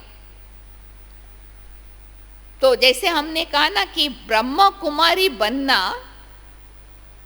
त्याग है या भाग्य है? आप लोगों ने कहा भाग्य है, परंतु त्याग के बिना तो भाग्य नहीं बनाना। त्याग किसको कहा जाता है? जो मेरे को जरूरी नहीं है, खिचड़ा है, वो हमने दे दिया। त्याग, विकार दे दिया, पुराना संस्कार दे दिया, ये त्याग किया, और मिला क्या हमको? भाग्य। अगर आप किसी को पत्थर दे दो, आपको हीरा मिल जाए, तो आप क्या कहेंगे? पत्थर दिया नहीं कहेंगे, हीरा मिला। तभी तो हम कहते हैं ना हमारा ब्राह्मण बनना भाग्य है, क्योंकि त्याग तो कुछ नहीं किया हमने, नाम का वास्ते, नाम के लिए किया। ಏನಾದರೂ ನಾವು ತ್ಯಾಗ ಮಾಡಿದ್ವಾ? ತ್ಯಾಗ ಒಂದು ಸ್ವಲ್ಪನೂ ಮಾಡಿಲ್ಲ, ಒಂಚೂರು ತ್ಯಾಗ ಮಾಡಿದ್ದು, ಆದರೆ ಭಾಗ್ಯ ಎಷ್ಟು ಸಿಕ್ಕಿದೆ? ಸೊ ತ್ಯಾಗ ಏನು ಮಾಡಲೇ ಇಲ್ವಲ್ಲ. ಆದರೆ ಇವತ್ತು ನಮ್ಮನ್ನು ಬೇರೆಯವರು ನೋಡಿ ಇವರು ಬ್ರಹ್ಮಕುಮಾರಿ ಆಗ್ಬಿಟ್ಟಿದ್ದಾರೆ, ಓ ಇವ್ರ ಹತ್ರ ನಾವು ಬರಲ್ಲಪ್ಪ, ನಾವು ಇವ್ರ ಥರ ಆಗಲ್ಲಪ್ಪ ಅಂತ ಓಡೋಗ್ಬಿಡ್ತಾರೆ. ಬಿಳಿ ಸೀರೆ ನೋಡಿದ ತಕ್ಷಣನೇ, ಬಿಳಿ ಡ್ರೆಸ್ ನೋಡಿದ ತಕ್ಷಣನೇ ದೂರ ಓಡ್ಬಿಡ್ತಾರೆ. ಯಾಕೆ? ಇವರಂತೆ ನಾವು ತ್ಯಾಗ ಮಾಡೋಕ್ಕಾಗಲ್ಲ. ಬೆಳಿಗ್ಗೆ ಬೆಳಿಗ್ಗೆ ಎದ್ದು ಕೂತ್ಕೋಬೇಕು, ಹೋಟೆಲ್ನಲ್ಲಿ ತಿನ್ನೋಂಗಿಲ್ಲ, ಸಿನಿಮಾ ನೋಡೋಂಗಿಲ್ಲ, ಇದೆಲ್ಲ ಇದು ಮಾಡಬಾರ್ದು, ಅದು ಮಾಡಬಾರ್ದು, ಏನೇನೋ ನಿಯಮಗಳು. ನಾವೆಲ್ಲ ಇದು ಮಾಡೋಕ್ಕೆ ಸಾಧ್ಯ ಇಲ್ಲ. ಯಾಕೆ ಅವ್ರಿಗೆ ನಮ್ಮದು ತ್ಯಾಗ ಜಾಸ್ತಿ ಕಾಣಿಸುತ್ತೆ, ಭಾಗ್ಯ ಯಾತಕ್ಕೆ ಕಾಣಿಸಲ್ಲ? ಭಾಗ್ಯದ ನಕ್ಷತ್ರ ಇದು ಕ್ಲೌಡ್ಸ್ ಮುಂದೆ ಯಾತಕ್ಕೆ ಬಂದಿದೆ? ಕಾರಣ ನಾವು ಇಡೀ ದಿನ ಏನು ಯೋಚನೆ ಮಾಡ್ತೀವಲ್ಲ, ಅದೇ ನಮ್ಮ ಮುಖದ ಮೇಲೆ ಬರುತ್ತೆ. ನಾವೇನು ಇಡೀ ದಿನ ಯೋಚನೆ ಮಾಡ್ತೀವಿ, ಓ ನಾನು ಬಾಬೋರ್ ಮಗು ಆದಮೇಲೆ ಇದು ಮಾಡೋಂಗಿಲ್ಲ, ದಿನಾಗಲೂ ಹೇಳ್ಬೇಕು, ನಮ್ಮ ಕೈನಲ್ಲೇ ಊಟ ಮಾಡಿಕೊಂಡು, ಅಡುಗೆ ಮಾಡ್ಕೊಂಡು ಊಟ ಮಾಡಬೇಕು, ಅಯ್ಯೋ ಏನೋ ಏನು ಬಿಟ್ಟಿದ್ದೀವಲ್ವ ನಾವು, ಅದನ್ನು ಇಡೀ ದಿನ ಯೋಚನೆ ಮಾಡ್ತೀವಿ. ಇದು ಮಾಡೋಂಗಿಲ್ಲ, ಅದು ಮಾಡೋಂಗಿಲ್ಲ, ಇಲ್ಲಿಗೂ ಹೋಗೋಂಗಿಲ್ಲ, ಏನೋ ತಾಪತ್ರಯಗಳು. ಸೊ ನಾವು ಅದನ್ನೇ ಯೋಚನೆ ಮಾಡ್ಕೊಂಡಿರೋದ್ರಿಂದ ನಾವು ಏನು ಬಿಟ್ಟಿದ್ದೀವಿ ಅವ್ರಿಗೆ ಅದೇ ಕಾಣಿಸುತ್ತೆ. ಅವರು ನಾನು ಅದನ್ನು ಬಿಡೋಕ್ಕೆ ನನಗೆ ತಯಾರಾಗಿಲ್ಲ ಅಂತ ಅವ್ರು ಓಡೋಗೋದು. ಆದರೆ ಇದನ್ನು ನೀವು ಎಕ್ಸ್ಪಿರಿಮೆಂಟ್ ಮಾಡಿ, ಏನು ಸಿಕ್ಕಿದೆ, ಕ್ಯಾ ಪಾಯಾ ಹೇ, ಮಿಲಾ ಹೇ ವೋ ಸೋಚೋ. ನಿಮ್ಮ ಮುಖ ನೋಡಿ ಹೇಗಾಗತ್ತೆ ಅವಾಗ. ಆಟೋಮೆಟಿಕ್ ಆ ಝಲಕ್ ಫಲಕ್ ಅಂತ ಹೇಳಿದ್ರಲ್ಲ ಬಾಬಾರವರು, ಅದು ಮುಖದ ಮೇಲೆ ಬರುತ್ತೆ. ಅದನ್ನು ನೋಡಿ ಬೇರೆಯವರಿಗೆ ಪ್ರೇರಣೆ ಸಿಗುತ್ತೆ, ನಾನು ಇವರಂತೆ ಜೀವನ ಮಾಡ್ಕೋಬೇಕು ಅಂತ. ಆಗ ನಿಮ್ಮ ಸಮೀಪ ಬರ್ತಾರೆ. ಅದಕ್ಕೆ ತ್ಯಾಗ ಮಾಡಿದ್ದೀರಿ, ಬಟ್ ತ್ಯಾಗದ ಬಗ್ಗೆ ಯೋಚನೆ ಮಾಡಬೇಡಿ ಜಾಸ್ತಿ. ನೀವೇನೂ ಮಾಡಿಲ್ಲ, ಭಾಗ್ಯ ಎಷ್ಟು ಸಿಕ್ಕಿದೆಯೋ ಅದಕ್ಕೆ ಕಂಪ್ಯಾರಿಸನ್ಗೆ ಏನೂ ಮಾಡಿಲ್ಲ, ಒಂಚೂರಷ್ಟೇ, ಆದರೆ ಸಿಕ್ಕಿದ್ದು ಎಷ್ಟೊಂದು. ಸೊ ತ್ಯಾಗ ಇಲ್ಲದೆ ಭಾಗ್ಯ ಸಿಗೋಂಗಿಲ್ಲ, ಬಟ್ ಭಾಗ್ಯ ಜಾಸ್ತಿ ಸಿಕ್ಕಿದೆ ತ್ಯಾಗಕ್ಕಿಂತ. ಅದಕ್ಕೆ ಭಾಗ್ಯದ ಬಗ್ಗೆ ಯೋಚನೆ ಮಾಡ್ಕೊಳ್ಳಿ. ಸೊ ತ್ಯಾಗ ಬೇಕೇ ಬೇಕು. ತ್ಯಾಗದಲ್ಲೂ 3 ಪ್ರಕಾರ ಇದೆ: ತ್ಯಾಗ, ಮಹಾತ್ಯಾಗ, ಸರ್ವಸ್ವ ತ್ಯಾಗ. ನಿನ್ನೆ ಸ್ಲೋಗನ್ನಲ್ಲಿ ಹೇಳಿದ್ರಲ್ಲ ಬಾಬಾರವರು, ಮಹಾತ್ಯಾಗ ಅಂತ ಯಾವುದಕ್ಕೆ ಹೇಳಲಾಗುತ್ತೆ? ನಾಮ್, ಮಾನ್, ಶಾನ್ और साधनों का भी संकल्प से भी त्याग. मेरे को ये सैल्वेशन चाहिए, मेरा नाम हो, मेरा शान हो, त्याग किया है उसका भी त्याग. ಅದಕ್ಕೆ ಹೇಳೋದು ಮಹಾತ್ಯಾಗ. ನಾ ಇಷ್ಟೊಂದು ತ್ಯಾಗ ಮಾಡಿದ್ದೀನಿ ಅಂತ ಯೋಚನೆ ಮಾಡ್ಕೋತೀವಲ್ಲ, ಅದನ್ನೂ ತ್ಯಾಗ ಮಾಡಬೇಕು. ಮತ್ತು ಸರ್ವಸ್ವ ತ್ಯಾಗ ಅಂದರೆ ಏನು? ಎಲ್ಲ ವಿಕಾರಗಳ ಅಂಶ ಮತ್ತು ವಂಶ, ಸರ್ವ ಅಂಶ ಸರ್ವ ವಂಶ. ಮೇ और मेरा, तू और तेरा, फिनिश. मैं हूँ ही नहीं, मैं सिर्फ बिंदु, आदि में भी बिंदु, अंत में भी बिंदु, अभी भी बिंदु, बिंदु बिंदु बिंदु. बिंदु के साथ कोई पूछ है ही नहीं. मैं और मेरा, अपने को शरीर समझते हैं, आवाग मैं और मेरा बरोದು. ಸರ್ವಸ್ವ ತ್ಯಾಗ ಎರಡನೇ ವಿಧಿ. ಮೂರನೇದು ಬಾಬಾರ್ ಹೇಳ್ತಾರಲ್ಲ, ಪ್ರತಿಯೊಬ್ಬರಿಗೂ ನಮಗೆ ಬಾಬಾರವರು ಕರ್ಮರೂಪಿ ಕಲಂ ನಮ್ಮ ಕೈನಲ್ಲಿ ಕೊಟ್ಟಿದ್ದಾರೆ. ಕರ್ಮದ ರೇಖೆಯನ್ನು ಬರೆಯೋಕ್ಕೆ ಪೆನ್ ಕೊಟ್ಟಿದ್ದಾರೆ ನಮ್ಮ ಕೈನಲ್ಲಿ. ಅಂದರೆ ಕರ್ಮ, ಅಕರ್ಮ, ವಿಕರ್ಮದ ಗತಿಯನ್ನು ನಮಗೆ ಚೆನ್ನಾಗಿ ಹೇಳ್ಕೊಟ್ಟಿದ್ದಾರೆ.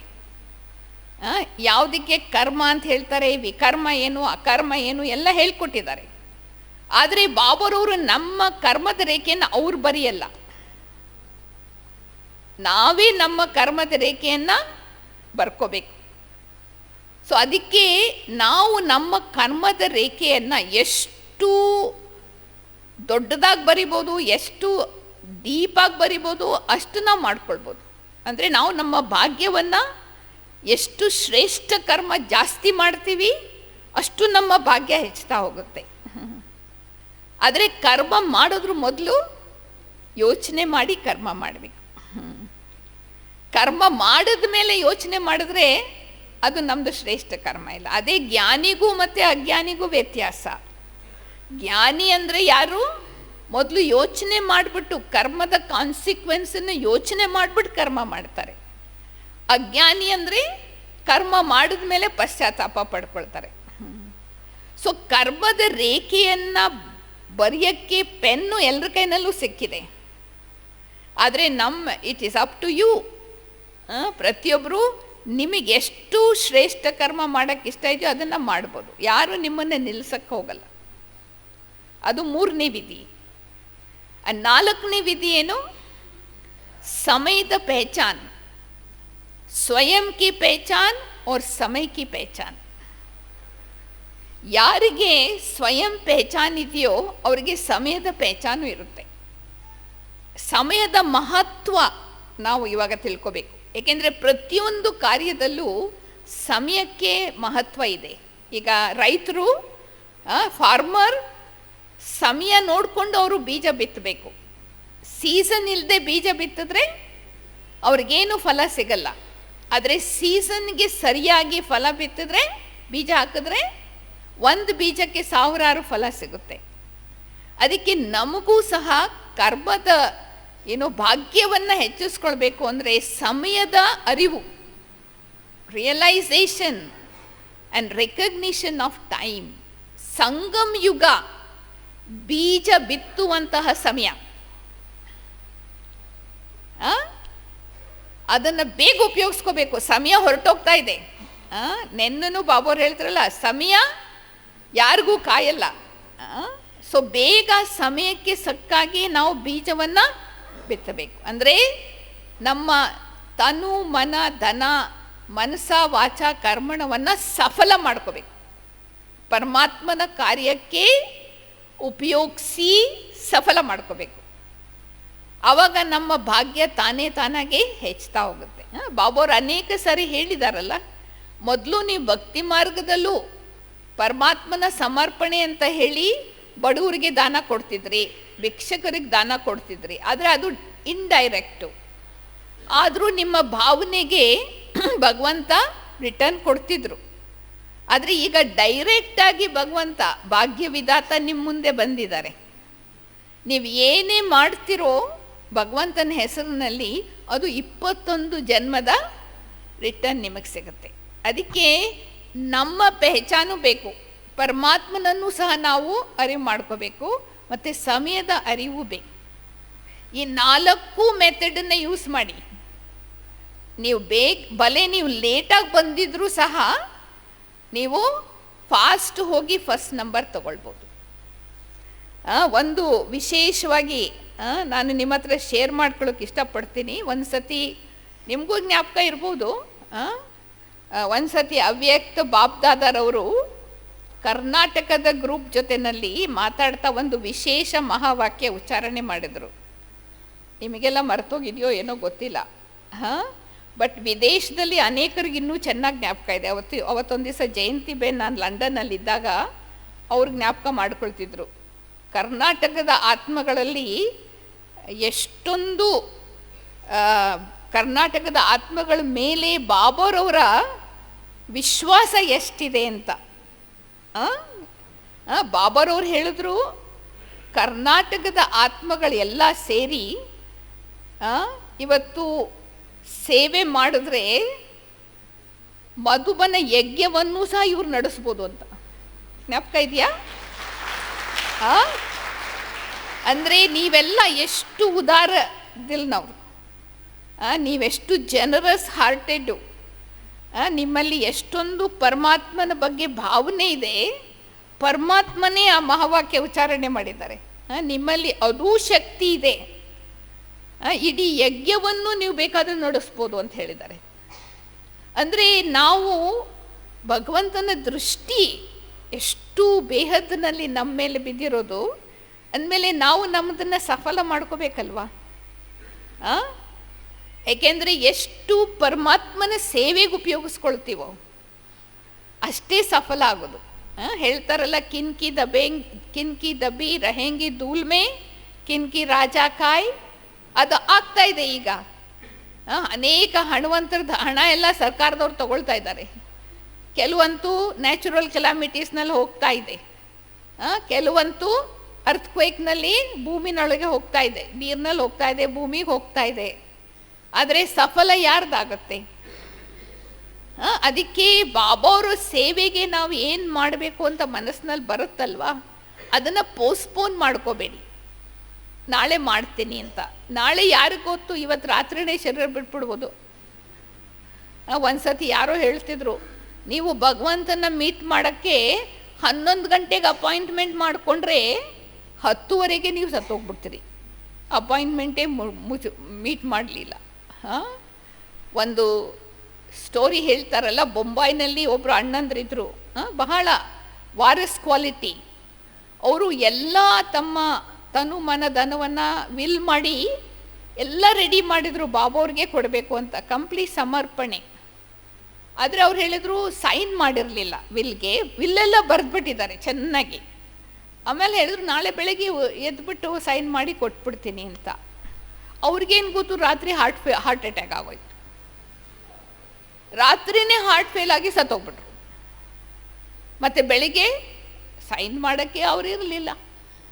ಮತ್ತು ಶೀಲೇಂದ್ರ ದಾದಿಯವರು ಅವ್ರಿಗೆ ಬಗ್ಗೆ ಭೋಗ ತೊಗೊಂಡು ಹೋದಾಗ ಅವ್ರು ಅಳ್ತಾಯಿದ್ರು ಬಾಬಾವ್ರ ಮುಂದೆ. ಮತ್ತು ಬಾಬಾವ್ರನ್ನ ಕೇಳ್ತಿದ್ದಾರೆ ಅವರು, ಬಾಬಾ ನಾನು ಸಂದೇಶಿ ಮೂಲಕ ಸೈನ್ ಮಾಡಲಾ ವಿಲ್ಗೆ ಅಂತ. ಬಾಬಾವ್ರು ಹೇಳಿದ್ರು ನಡೆಯೋಂಗಿಲ್ಲ, ಇಟ್ಸ್ ನಾಟ್ ಪಾಸಿಬಲ್. ಸೊ ಅಂದರೆ ನೋಡಿ, ಅವರು ಎಷ್ಟೊಂದು ಭಾಗ್ಯ ಕಳ್ಕೊಂಬಿಟ್ರು. ಆಲ್ಮೋಸ್ಟ್ ಬಂದಿತ್ತು ಅವ್ರ ಭಾಗ್ಯ, ಬಟ್ ಜಸ್ಟ್ ಪೋಸ್ಟ್ಪೋನ್ ಮಾಡಿದ್ದು. ಅದಕ್ಕೇನೆ ಬಾಬೋರು ಹೇಳ್ತಾರೆ, ನಾಳೆ ಅಂತ ಹೇಳಬೇಡಿ. ಒಳ್ಳೆ ಸಂಕಲ್ಪ ಯಾವಾಗ ಬರುತ್ತೆ ಮನಸ್ಸಿಗೆ ಬಾಬೋರ್ ಸೇವೆಗೋಸ್ಕರ, ಅದನ್ನು ತಕ್ಷಣ ಮಾಡಿ. कहते ಶುಭ ಕಾರ್ಯಮೇ ಕಭಿ ದೇರಿ नहीं करना है. क्योंकि ಶ್ವಾಸ ನಮ್ಮದೇನು ಭರವಸೆ ಇಲ್ಲ. Death has no calendar. So ಅದನ್ನು ನಾವು ಸಫಲ ಮಾಡಿದ್ರೆ, ಬರೀ ನಮ್ಮ ಹಣ ಸಫಲ ಮಾಡಿದ್ರೆ ಭವಿಷ್ಯದಲ್ಲಿ ಬರೀ ನಮಗೆ ವೆಲ್ತಿಯಾಗಿ ನಾವು ಜನ್ಮ ತಗೊಳ್ಳೋದೇ ಇಲ್ಲ, ನಮಗೆ ಮೂರೂ ಸಿಗುತ್ತೆ. ಹೆಲ್ತು ಸಿಗುತ್ತೆ, ವೆಲ್ತು ಸಿಗುತ್ತೆ, ಹ್ಯಾಪಿನೆಸ್ಸು ಸಿಗುತ್ತೆ. ಆದರೆ ಲೌಕಿಕ ಜೀವನದಲ್ಲಿ ಇವಾಗ ಯಾರ ಹತ್ರ ಸ್ವಲ್ಪ ಹಣ ಇದ್ದರೆ ಅವರು ಆಸ್ಪತ್ರೆ ಕಟ್ಕೊಟ್ರೆ ನೆಕ್ಸ್ಟ್ ಬರ್ತ್ನಲ್ಲಿ ಅವ್ರಿಗೆ ಆರೋಗ್ಯ ಚೆನ್ನಾಗಿರುತ್ತೆ ಅಷ್ಟೇ. ಆದರೆ ಅವ್ರ ಸಂಬಂಧ ಏನು ಚೆನ್ನಾಗಿರಲ್ಲ. ಬಟ್ ನಮಗೆ ಡೈರೆಕ್ಟ್ ಮಾಡೋದ್ರಿಂದ ಮೂರೂ ನಮಗೆ ಸಿಗುತ್ತೆ, ಹೆಲ್ತು, ವೆಲ್ತು, ಹ್ಯಾಪಿನೆಸ್ಸು. ಮತ್ತು ಒಂದು ಜನ್ಮಕ್ಕಲ್ಲ, 21 ಜನ್ಮಕ್ಕೆ. ಸೊ ಅದಕ್ಕೇ ನಾವು ಎಷ್ಟು ಸಾಧ್ಯವಾಗುತ್ತೆ ಅಷ್ಟು ನಮ್ಮ ತನು ಮನ ಧನ, ಇದನ್ನೇ ಒಂದು ಅವ್ಯಕ್ತ ಮುರಳಿನಲ್ಲಿ ಬಾಬಾರವ್ರು ಹೇಳಿದ್ದು ರೀಸೆಂಟಲ್ಲಿ. ಬ್ರಹ್ಮ ಬಾಬಾರವರು ಸಫಲ್ ಕರೋ ಅವ್ರ ಸಫಲತಾ ಕೋ ಪಾओ, ये ಸ್ಲೋಗನ್. ಸಫಲ್ ಕರೋ ಅವ್ರ ಸಫಲತಾ ಕೋ ಪಾओ. ಎಷ್ಟು ನಾವು ಸಫಲತೆ, ನಮ್ಮ ತನು ಮನ ಧನವನ್ನು ಎಷ್ಟು ಸಫಲ ಮಾಡ್ತೀವಿ ಬಾಬಾವ್ರ ಸೇವೆಯಲ್ಲಿ, ಅಷ್ಟೇ ನಮಗೆ ಸಫಲತೆಯೂ ಸಿಗ್ತಾ ಹೋಗುತ್ತೆ. ಯಾಕೆಂದರೆ ಈಗ ಬಾಬಾರವರು ನಿಮ್ಮದನ್ನು ಸ್ವೀಕಾರ ಮಾಡ್ತಾರೆ. ಬಾಬಾ ಈಸ್ ಬೋಲಾನಾಥ್. ಅವರನ್ನು ಖುಷಿ ಮಾಡೋದು ಈಸಿ, ಬೋಲಾನಾಥ್. ಆದರೆ ಸಮಯ ಆದಮೇಲೆ ನೀವು ನಿಮ್ಮ ಮನೇನ, ನಿಮ್ಮ ಇಡೀ ಕಾರನ್ನು ಏನೇನೋ ತಂದು ಬಾಬಾವ್ರಿಗೆ ಕೊಟ್ಟರೆ ಬಾಬರು ಹೇಳ್ತಾರೆ ಥ್ಯಾಂಕ್ ಯು, ನೀವೇ ಇಟ್ಕೊಳ್ಳಿ ಅಂತಾರೆ. ಯಾಕೆ ಅವರು ಬುದ್ಧನಾಥ್ ಅಲ್ಲ, Bholanath. Innocent businessman but not ignorant. ಯಾಕೆ ಅವ್ರಿಗೆ ಗೊತ್ತು ಈಗೇನು ವಿನಾಶ ಅಂತೂ ಆಗ್ತಾ ಇದೆ. ಅವರು ಏನು ಯೋಚನೆ ಮಾಡ್ತಾರೆ, ಬೇಗ ನಮ್ಮನೆ ಕೊಟ್ಬಿಟ್ಟು ನಾವು ನಮ್ಮ ಭವಿಷ್ಯ ತೊಗೊಂಡ್ಬಿಡೋಣ ಬಾಬಾವ್ರ ಹತ್ರ ಅಂತ. ಬಾಬಾವ್ರು ಹೇಳ್ತಾರೆ ಅದು ನಮಗೆ ಉಪಯೋಗ ಬರಲಿಲ್ಲ, ಸೇವೆಗೂ ಉಪಯೋಗಿಸ್ಕೊಳ್ಳೋಕ್ಕಾಗಲಿಲ್ಲ, ಮತ್ತು ಅದನ್ನು ನಾನು ಯಾತಿಗೆ ಅವ್ರಿಗೆ ರಿಟರ್ನ್ ಕೊಡಬೇಕು, 21 ಜನ್ಮ ನೀವೇ ಇಟ್ಕೊಳ್ಳಿ ಅಂತಾರೆ. ಅದಕ್ಕೇ ನಾವು ಈಗ ನಮಗೆ ಸಂಕಲ್ಪ ಬಂದರೆ, ಈಗಲೂ ಬುಕ್ಕಿಂಗ್ ಆಫೀಸ್ ಓಪನ್ ಆಗಿದೆ. ಸ್ವಲ್ಪ ಸಮಯದ ನಂತರ ಬಾಬಾವ್ರ ಹೇಳ್ತಲ್ಲ, ಏರ್ ಕಂಡೀಷನ್ ಟಿಕೆಟ್ ನೀವು ತೊಗೋಬೇಕು ಸತ್ಯುಗದಲ್ಲಿ. ಅಂದರೆ ಏರ್ ಕಂಡೀಷನ್ ಟಿಕೆಟ್ ತೊಗೊಳಕ್ಕೆ ಅಷ್ಟೊಂದು ಹಣ ಬೇಕಲ್ವಾ? ಏರ್ ಕಂಡೀಷನ್ ಟಿಕೆಟ್ ಪರ್ಚೇಸ್ ಮಾಡೋಕ್ಕೆ ಅವಿಗೆ ಬುಕ್ಕಿಂಗ್ ಆಫೀಸ್ ಓಪನ್ ಆಗಿದೆ ಈಗ. ಎಷ್ಟು ನೀವು ಸಫಲ ಮಾಡ್ಕೊಳ್ತೀರಿ ಅಷ್ಟು ನಿಮಗೆ ಭವಿಷ್ಯದಲ್ಲಿ ticket air condition first class, air condition second class ನಿಮಗೆ ಸಿಗ್ಬೋದು. ಅದಕ್ಕೆ ನಮಗೆ ಸಂಕಲ್ಪ ಬಂದಾಗ ಅದನ್ನು ಪೋಸ್ಟ್ಪೋನ್ ಮಾಡಬೇಡಿ. ಇದು ತೀವ್ರ ಪುರುಷಾರ್ಥಿಗಳ ಲಕ್ಷಣನೇ ಇದು. ಸಂಕಲ್ಪ ಕರ್ಮ ಜೊತೆಗೆ, ಏನೋ ಯೋಚನೆ ಮಾಡೋದು ಕರ್ಮ ಮಾಡೋದು ಜೊತೆಗೆ, ಇದು ತೀವ್ರ ಪುರುಷಾರ್ಥ. ಯೋಚನೆ ಇವತ್ತು ಮಾಡೋದು, 1 ವರ್ಷ ಆದಮೇಲೆ ಅದನ್ನು ಕರ್ಮ ಮಾಡೋದು, ಅದರೊಳಗೆ ಪ್ರಾಪ್ತಿ ಎಲ್ಲ ಕಳೆದೋಗ್ಬಿಡುತ್ತೆ. ತೀವ್ರ ಪುರುಷಾರ್ಥ ಅಂದರೆ ಅರ್ಥ ಏನು? ಕಥನಿ ಕರ್ನಿ रहनी समान, सोचना बोलना और करना तीनों समान. वो कम सोचेंगे ज़्यादा करेंगे, they think less do more. ಅಂದರೆ ಅರ್ಥ ಏನು? ಏನು ಯೋಚನೆ ಮಾಡ್ತಾರೋ ಅದನ್ನೇ ಮಾಡ್ತಾರೆ. That is called think less do more. ಸುಮ್ಮನೆ ಯೋಚನೆನೇ ಮಾಡ್ತಾ ಇರ್ತಾರೆ, ನಾನು ಹೀಗೆ ಮಾಡಿಬಿಡ್ತೀನಿ, ಗಾಳಿ ಗೋಪುರ ಕಟ್ಕೊಂಡು, ನಾಳೆಯಿಂದ ನಾನು ಇದು ಮಾಡಿಬಿಡ್ತೀನಿ, ಬೆಳಿಗ್ಗೆ 2 ಗಂಟೆಗೆ ಯೋಗ ಮಾಡ್ತೀನಿ, ನಾಳೆ ಬಂದಾಗ ನಾಳೆ ಇಲ್ಲ. ಅವ್ರದ್ದು ಸಂಕಲ್ಪ ವಚನ ಕರ್ಮ ಸಮಾನ. ಅದಕ್ಕೆ ಟ್ರೇಡ್ ಮಾರ್ಕ್ ತೀವ್ರ ಪುರುಷಾರ್ಥಿಗಳದ್ದೇನು? ಕಾನ್ಸ್ಟೆಂಟ್, ಸದಾ. ಅವ್ರು ಏನೇ ಮಾಡ್ತಾರೆ ಅದು ಸದಾ ನಿರಂತರ. ಇವತ್ತು ಜೋಶ್ ಬಂದ್ಬಿಡ್ತು, ತುಂಬ ಕೆಲಸ ಮಾಡೋಕ್ಕೆ ಶುರು ಮಾಡಿಬಿಟ್ಟೆ, ಸೇವಾ ಒಂದು ವಾರ ಆದಮೇಲೆ ಸುಸ್ತಾಗೋಯ್ತು, ಒಂದು ತಿಂಗಳು ಹೋಗಿ ಮಲ್ಕೊಂಬಿಟ್ಟಿತ್ತು. ಅದು ತೀವ್ರ ಪುರುಷಾರ್ಥ ಅಲ್ಲ. ಕನ್ಸಿಸ್ಟೆನ್ಸಿ, ಅದು ಫಾಸ್ಟ್ ಸ್ಪೀಡು, ನಿರಂತರನೇ. ಅಂಥ ಆತ್ಮಗಳು ಮಾತ್ರನೇ ಕಲ್ಪವೃಕ್ಷದ ಬೀಜದ ಜೊತೆನಲ್ಲಿ ಕೂತ್ಕೊಳ್ಳೋಕ್ಕೆ ಸಾಧ್ಯ. ಆಧಾರ ಮೂರ್ತಿಗಳು ಯಾರಾಗಕ್ಕೆ ಸಾಧ್ಯ? ಯಾರೂ ನಿರಂತರ ತಮ್ಮ ಫೌಂಡೇಶನನ್ನು ಮಜಬೂತ್ ಮಾಡಿದ್ದಾರೆ. ತೀವ್ರ ಪುರುಷಾರ್ಥಿಗಳದ್ದು ಏಳು ಲಕ್ಷಣಗಳನ್ನು ಹೇಳ್ತೀನಿ, ನೀವು ಚೆಕ್ ಮಾಡ್ಕೊಳ್ಳಿ. ಬರೀ ಕುಮಾರ್ಗೆ ಮಾತ್ರ ಹೇಳಲಿಲ್ಲ ಬಾಬರವರು ತೀವ್ರ ಪುರುಷಾರ್ಥಿ ಅಂತ, ಎಲ್ರಿಗೂ. ಸೊ ಒಂದೇನು, ಮನಸ್ಸು ವಚನ ಕರ್ಮ ಸಮಾನ. ಯೋಚನೆ ಮಾಡೋದು, ಮಾತಾಡೋದು, ಕರ್ಮ, ಮೂರು. ನಿಮ್ಮ ಕರ್ಮದಿಂದನೇ ಬೇರೆಯವ್ರಿಗೆ ಗೊತ್ತಾಗದೆ ನಿಮ್ಮ ಸಂಕಲ್ಪ ಏನು ಅಂತ. ಯಾಕೆಂದರೆ ನೀವು ಏನು ಯೋಚನೆ ಮಾಡ್ತೀರೋ ಅದನ್ನು ನೀವು ಮಾಡ್ತೀರಿ. ಎರಡನೇದು ನಿರಂತರ. ಯಾವಾಗಿಂದ ನೀವು ಜ್ಞಾನದಲ್ಲಿ ಬಂದಿದ್ರೋ, 1 ವರ್ಷನೋ 10 ವರ್ಷನೋ 20 ವರ್ಷನೋ ಏನೇ ಆಗಲಿ, ಆ ದಿನದಿಂದ ಇದುವರೆಗೂ ನಿರಂತರ, ಕನ್ಸ್ಟೆಂಟ್. ಮಳೆ ಇರಲಿ, ಬೆಳಕಿರಲಿ, ಕತ್ತಲಿರಲಿ, ಅಮೃತ ವೇಳ ಮಿಸ್ ಇಲ್ಲ, ಮುರಳಿ ಮಿಸ್ ಇಲ್ಲ, ಏನು ನಿಯಮಗಳು ಮರ್ಯಾದೆಗಳು ಏನು ಮಿಸ್ ಇಲ್ಲ. ಮತ್ತು ಮೂರನೇದು, ತೀವ್ರ ಪುರುಷಾರ್ಥಿ ಅಂದ್ರೇ ಫ್ಲೈಯಿಂಗ್ ಸ್ಟೇಜ್ ಅಲ್ವಾ, उड़ती कला. क्योंकि ब्राह्मण जीवन में भी 4 स्पीड है, चलना, दौड़ना, जंप लगाना और उड़ना. अभी वो तीनों बातों के लिए टाइम तो है नहीं, अभी तो उड़ना ही है. तो तीव्र पुरुषार्थी मीन्स उड़ना. उड़ने का मतलब क्या? बैठे बैठे शरीर से ऐसे ऐसे ऐसे चले जाना, नहीं. उड़ने का मतलब प्रकृति की आकर्षण और प्रकृति से बनी हुई चीज़ों की आकर्षण से परे, ये है उड़ना. जैसे एरोप्लेन उड़ता है ना, तो जब ये ऊपर चला जाता है तो धरती से कुछ दिखाई नहीं देता है. तो धरती के आकर्षण से परे कोई भी चीज, कोई भी व्यक्ति, कोई भी वैभव मुझ आत्मा को आकर्षित नहीं. बुद्धि रूपी पांव पृथ्वी से उठ गया. ये है तीव्र पुरुषार्थी. ये तीसरी बात. और चौथी बात क्या है? तीव्र पुरुषार्थी माना ही वास्तव में व्यर्थ की अविद्या. व्यर्थ क्या होता है उसको पता ही नहीं. तो जब हमारे पुरुषार्थ से व्यर्थ की अविद्या हो, तभी हम समझे कि हम तीव्र पुरुषार्थी हैं. अभी भी व्यर्थ आता है. क्यों आता है? तो कुछ न कुछ अंधकार है, अज्ञान है, व्यर्थ है रोशनी, व्यर्थ है अंधियारा, समर्थ है रोशनी. तो आप चेक कीजिए. तो अभी भी हमारा व्यर्थ चलता है, हम पुरुषार्थी है, तीव्र पुरुषार्थी नहीं. और 5वां है सेकंड में फुल स्टॉप. सेकंड में फुल स्टॉप. जो कुछ हो गया, सेकंड से ज़्यादा मिनट भी नहीं.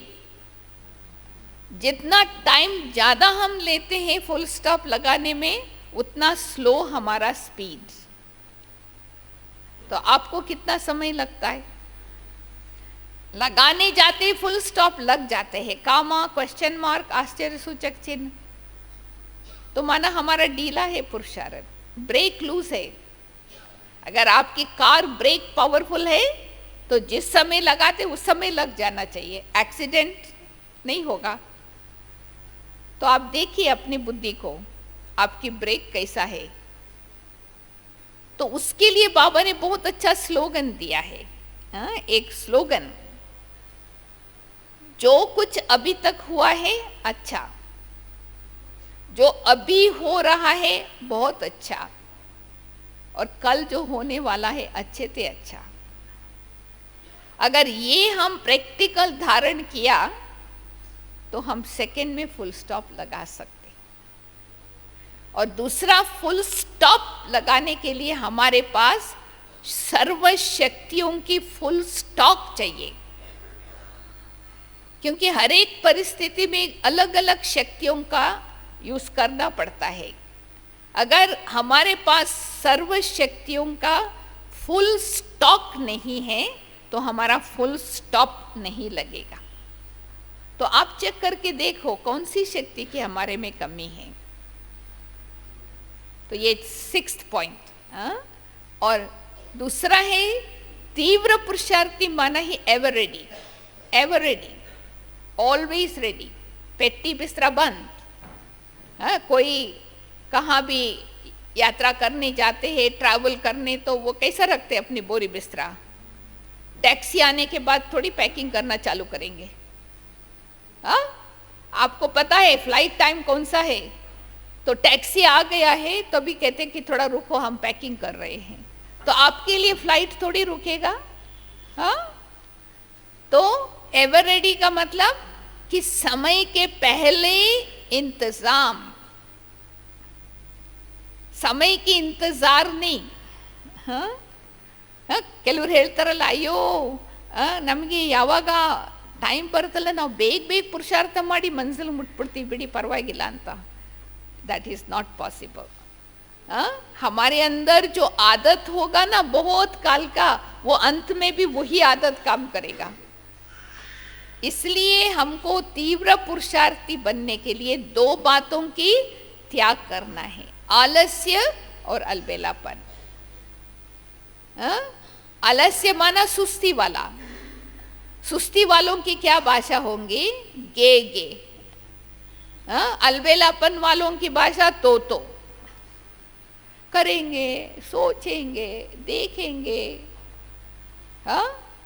माना अभी नहीं बाद में, मैं नहीं दूसरे।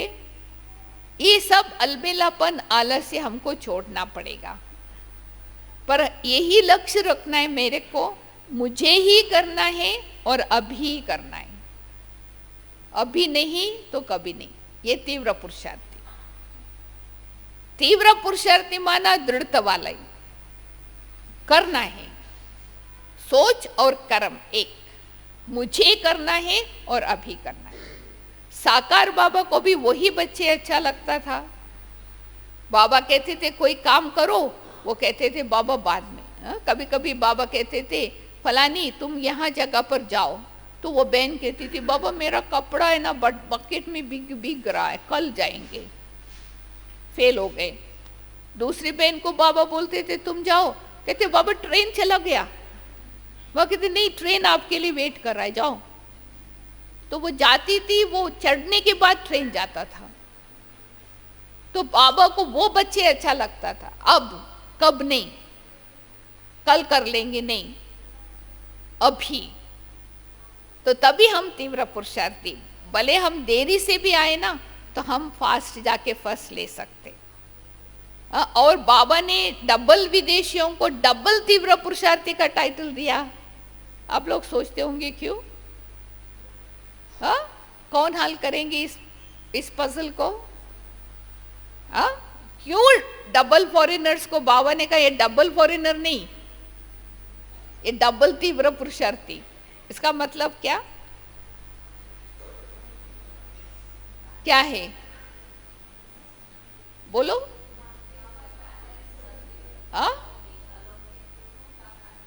लौकिक अलौकिक दोनों संभालते। अच्छा, वो भी अच्छी बात है। और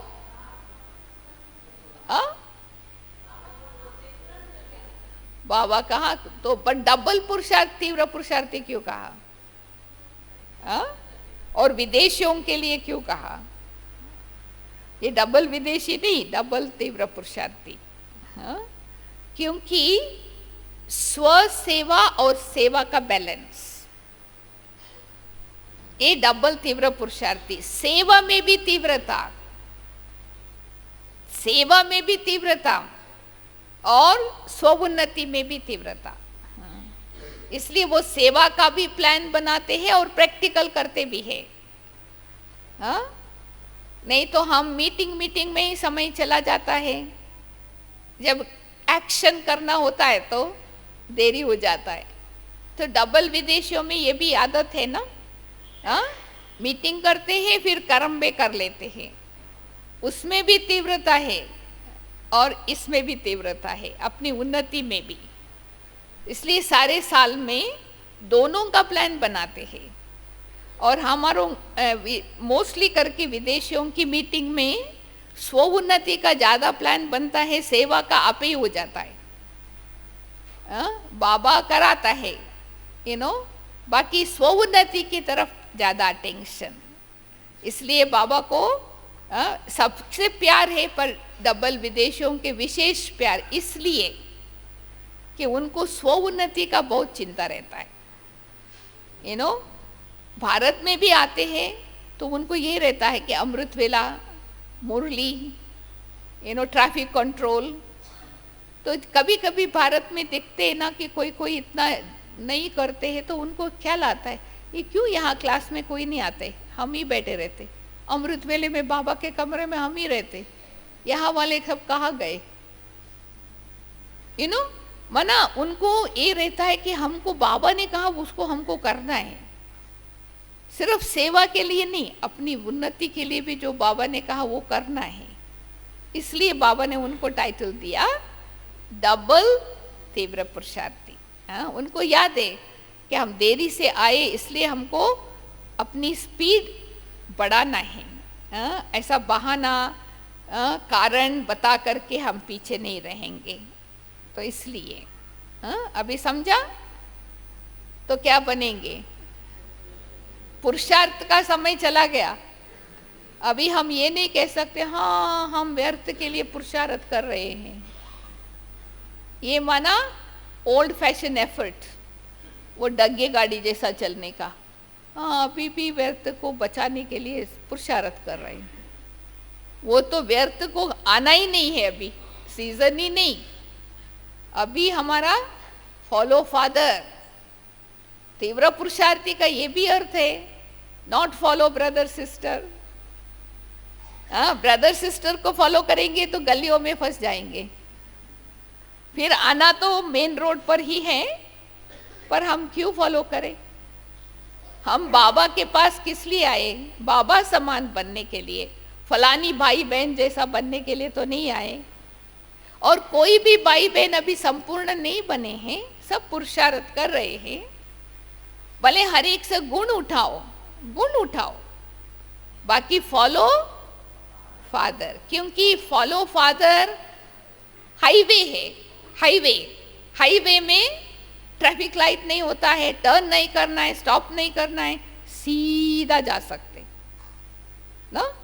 अगर गलियों में चले जाएंगे तो बार बार स्टॉप करो, ट्रैफिक लाइट, क्वेश्चन उठेगा ये क्यों करते, वो क्यों करते। इसलिए गुण उठाओ, सबसे फॉलो करो एक को, फिर आप देरी से आते हुए भी, लास्ट आते हुए भी फास्ट और फर्स्ट जा सकेंगे। अभी भी मार्जिन है। बाबा कई बार कहते हैं ना, अभी भी मार्जिन है। म्यूजिकल चेयर चल रहा है, अभी दौड़ रहे हैं सभी चेयर लेने के लिए, कोई भी ले सकते।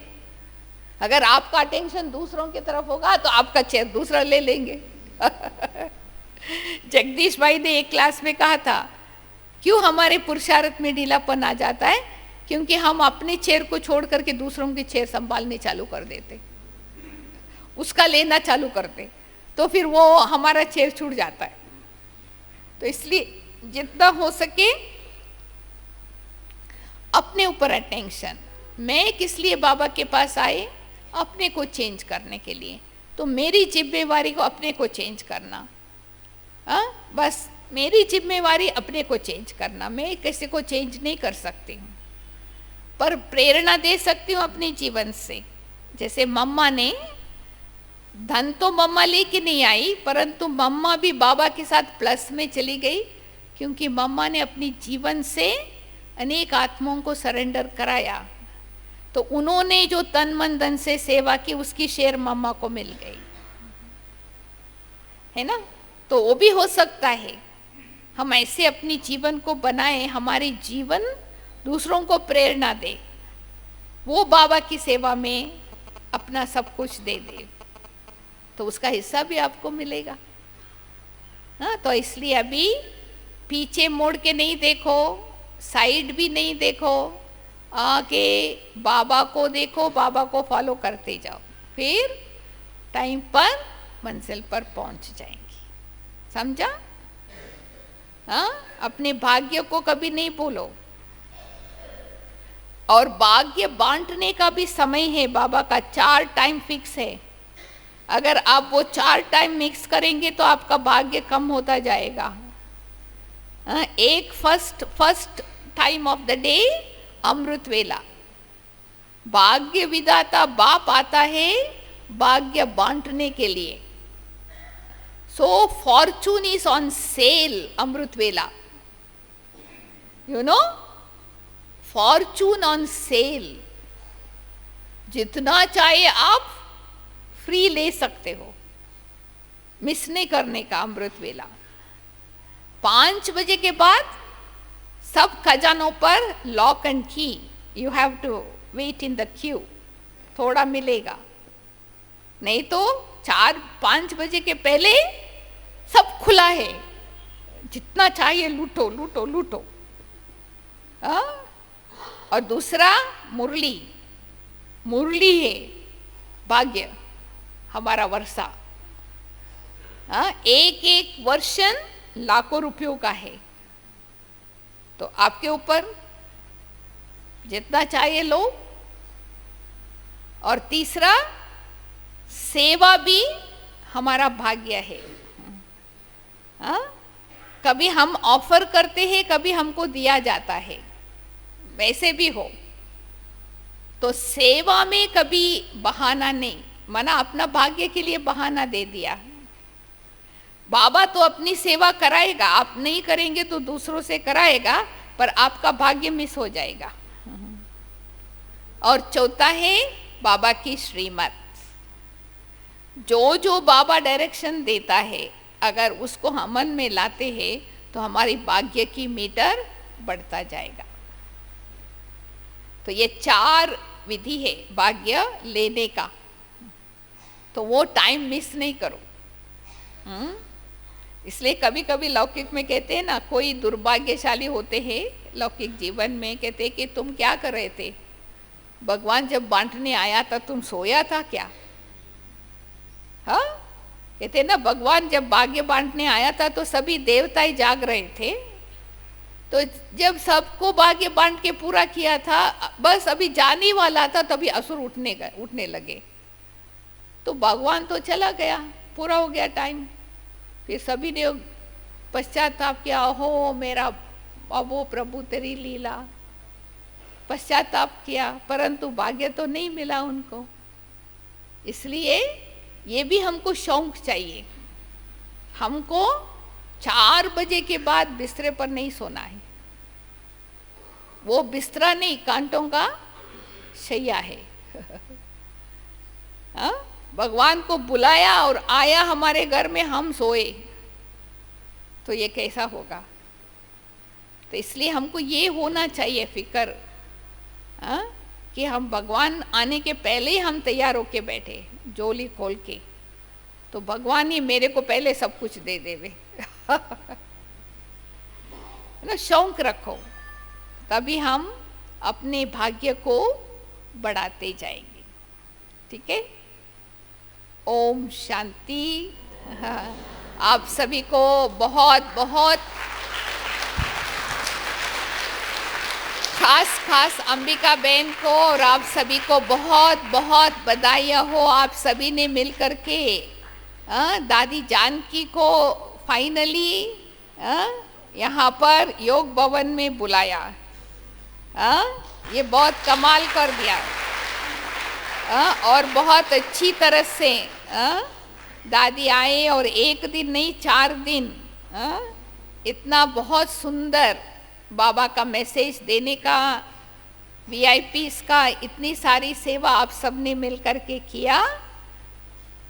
इसलिए आप सभी को भी, एक एक को भी बहुत बहुत बहुत बधाइयाँ हो, बधाइयाँ। अपने लिए ताली बजाओ। और आगे भी ऐसे करते रहना। बाबा के जो महावाक्य है, बाबा का महावाक्य उच्चारण किया है, विश्वास, ऐसे उदार दिल से इतनी जिम्मेवारी बाबा दे देवे तो भी ले लेना। तो इसलिए एक छोटी सी अंगुली हमको देना है और कुछ नहीं करना है। बाबा फिर हाथ पकड़ेगा हमारा, हम तो सिर्फ अंगुली देते हैं, बाबा हमारा हाथ पकड़ लेगा, है ना। इसलिए बहुत बहुत याद प्यार मलेशिया की फैमिली की तरफ से, और आप सबको भी बहुत बहुत बधाई।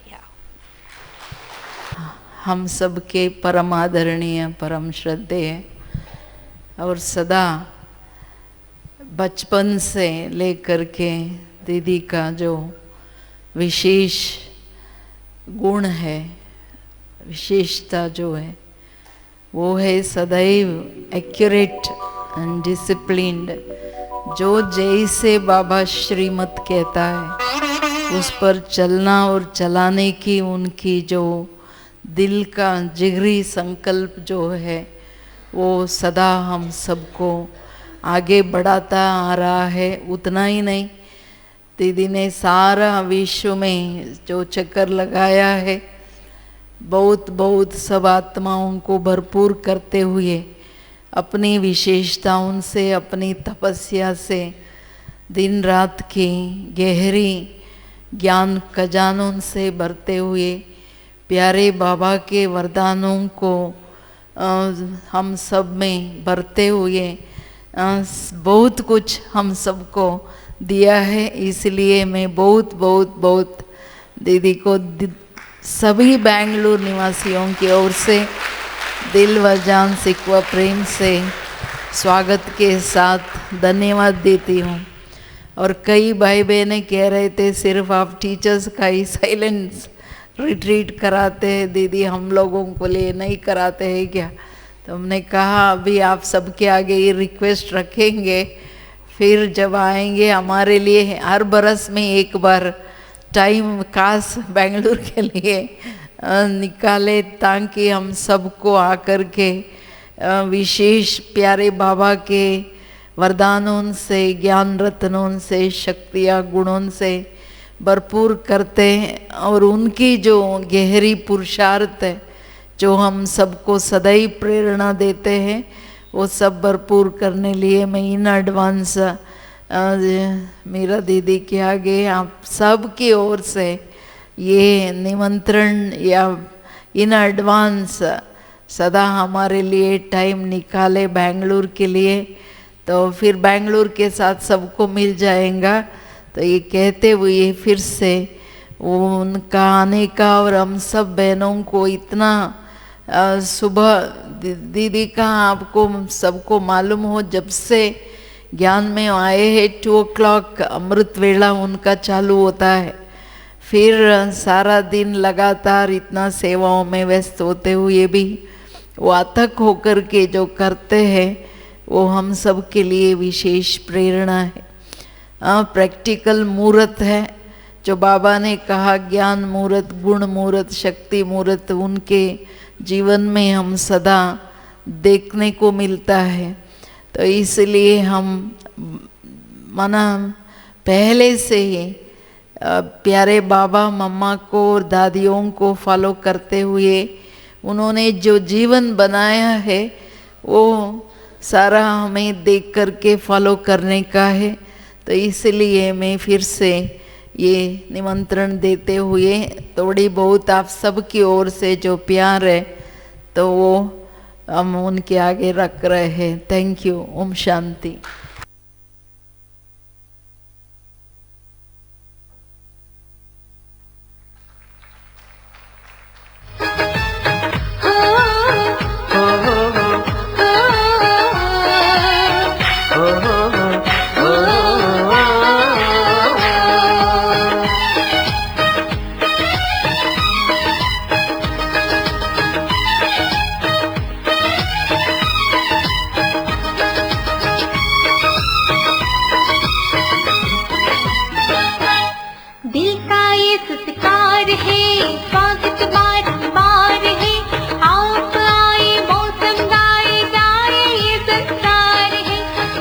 ये सत्कार है, स्वागत बारंबार है। आप आए मौसम गाए गाए संसार है।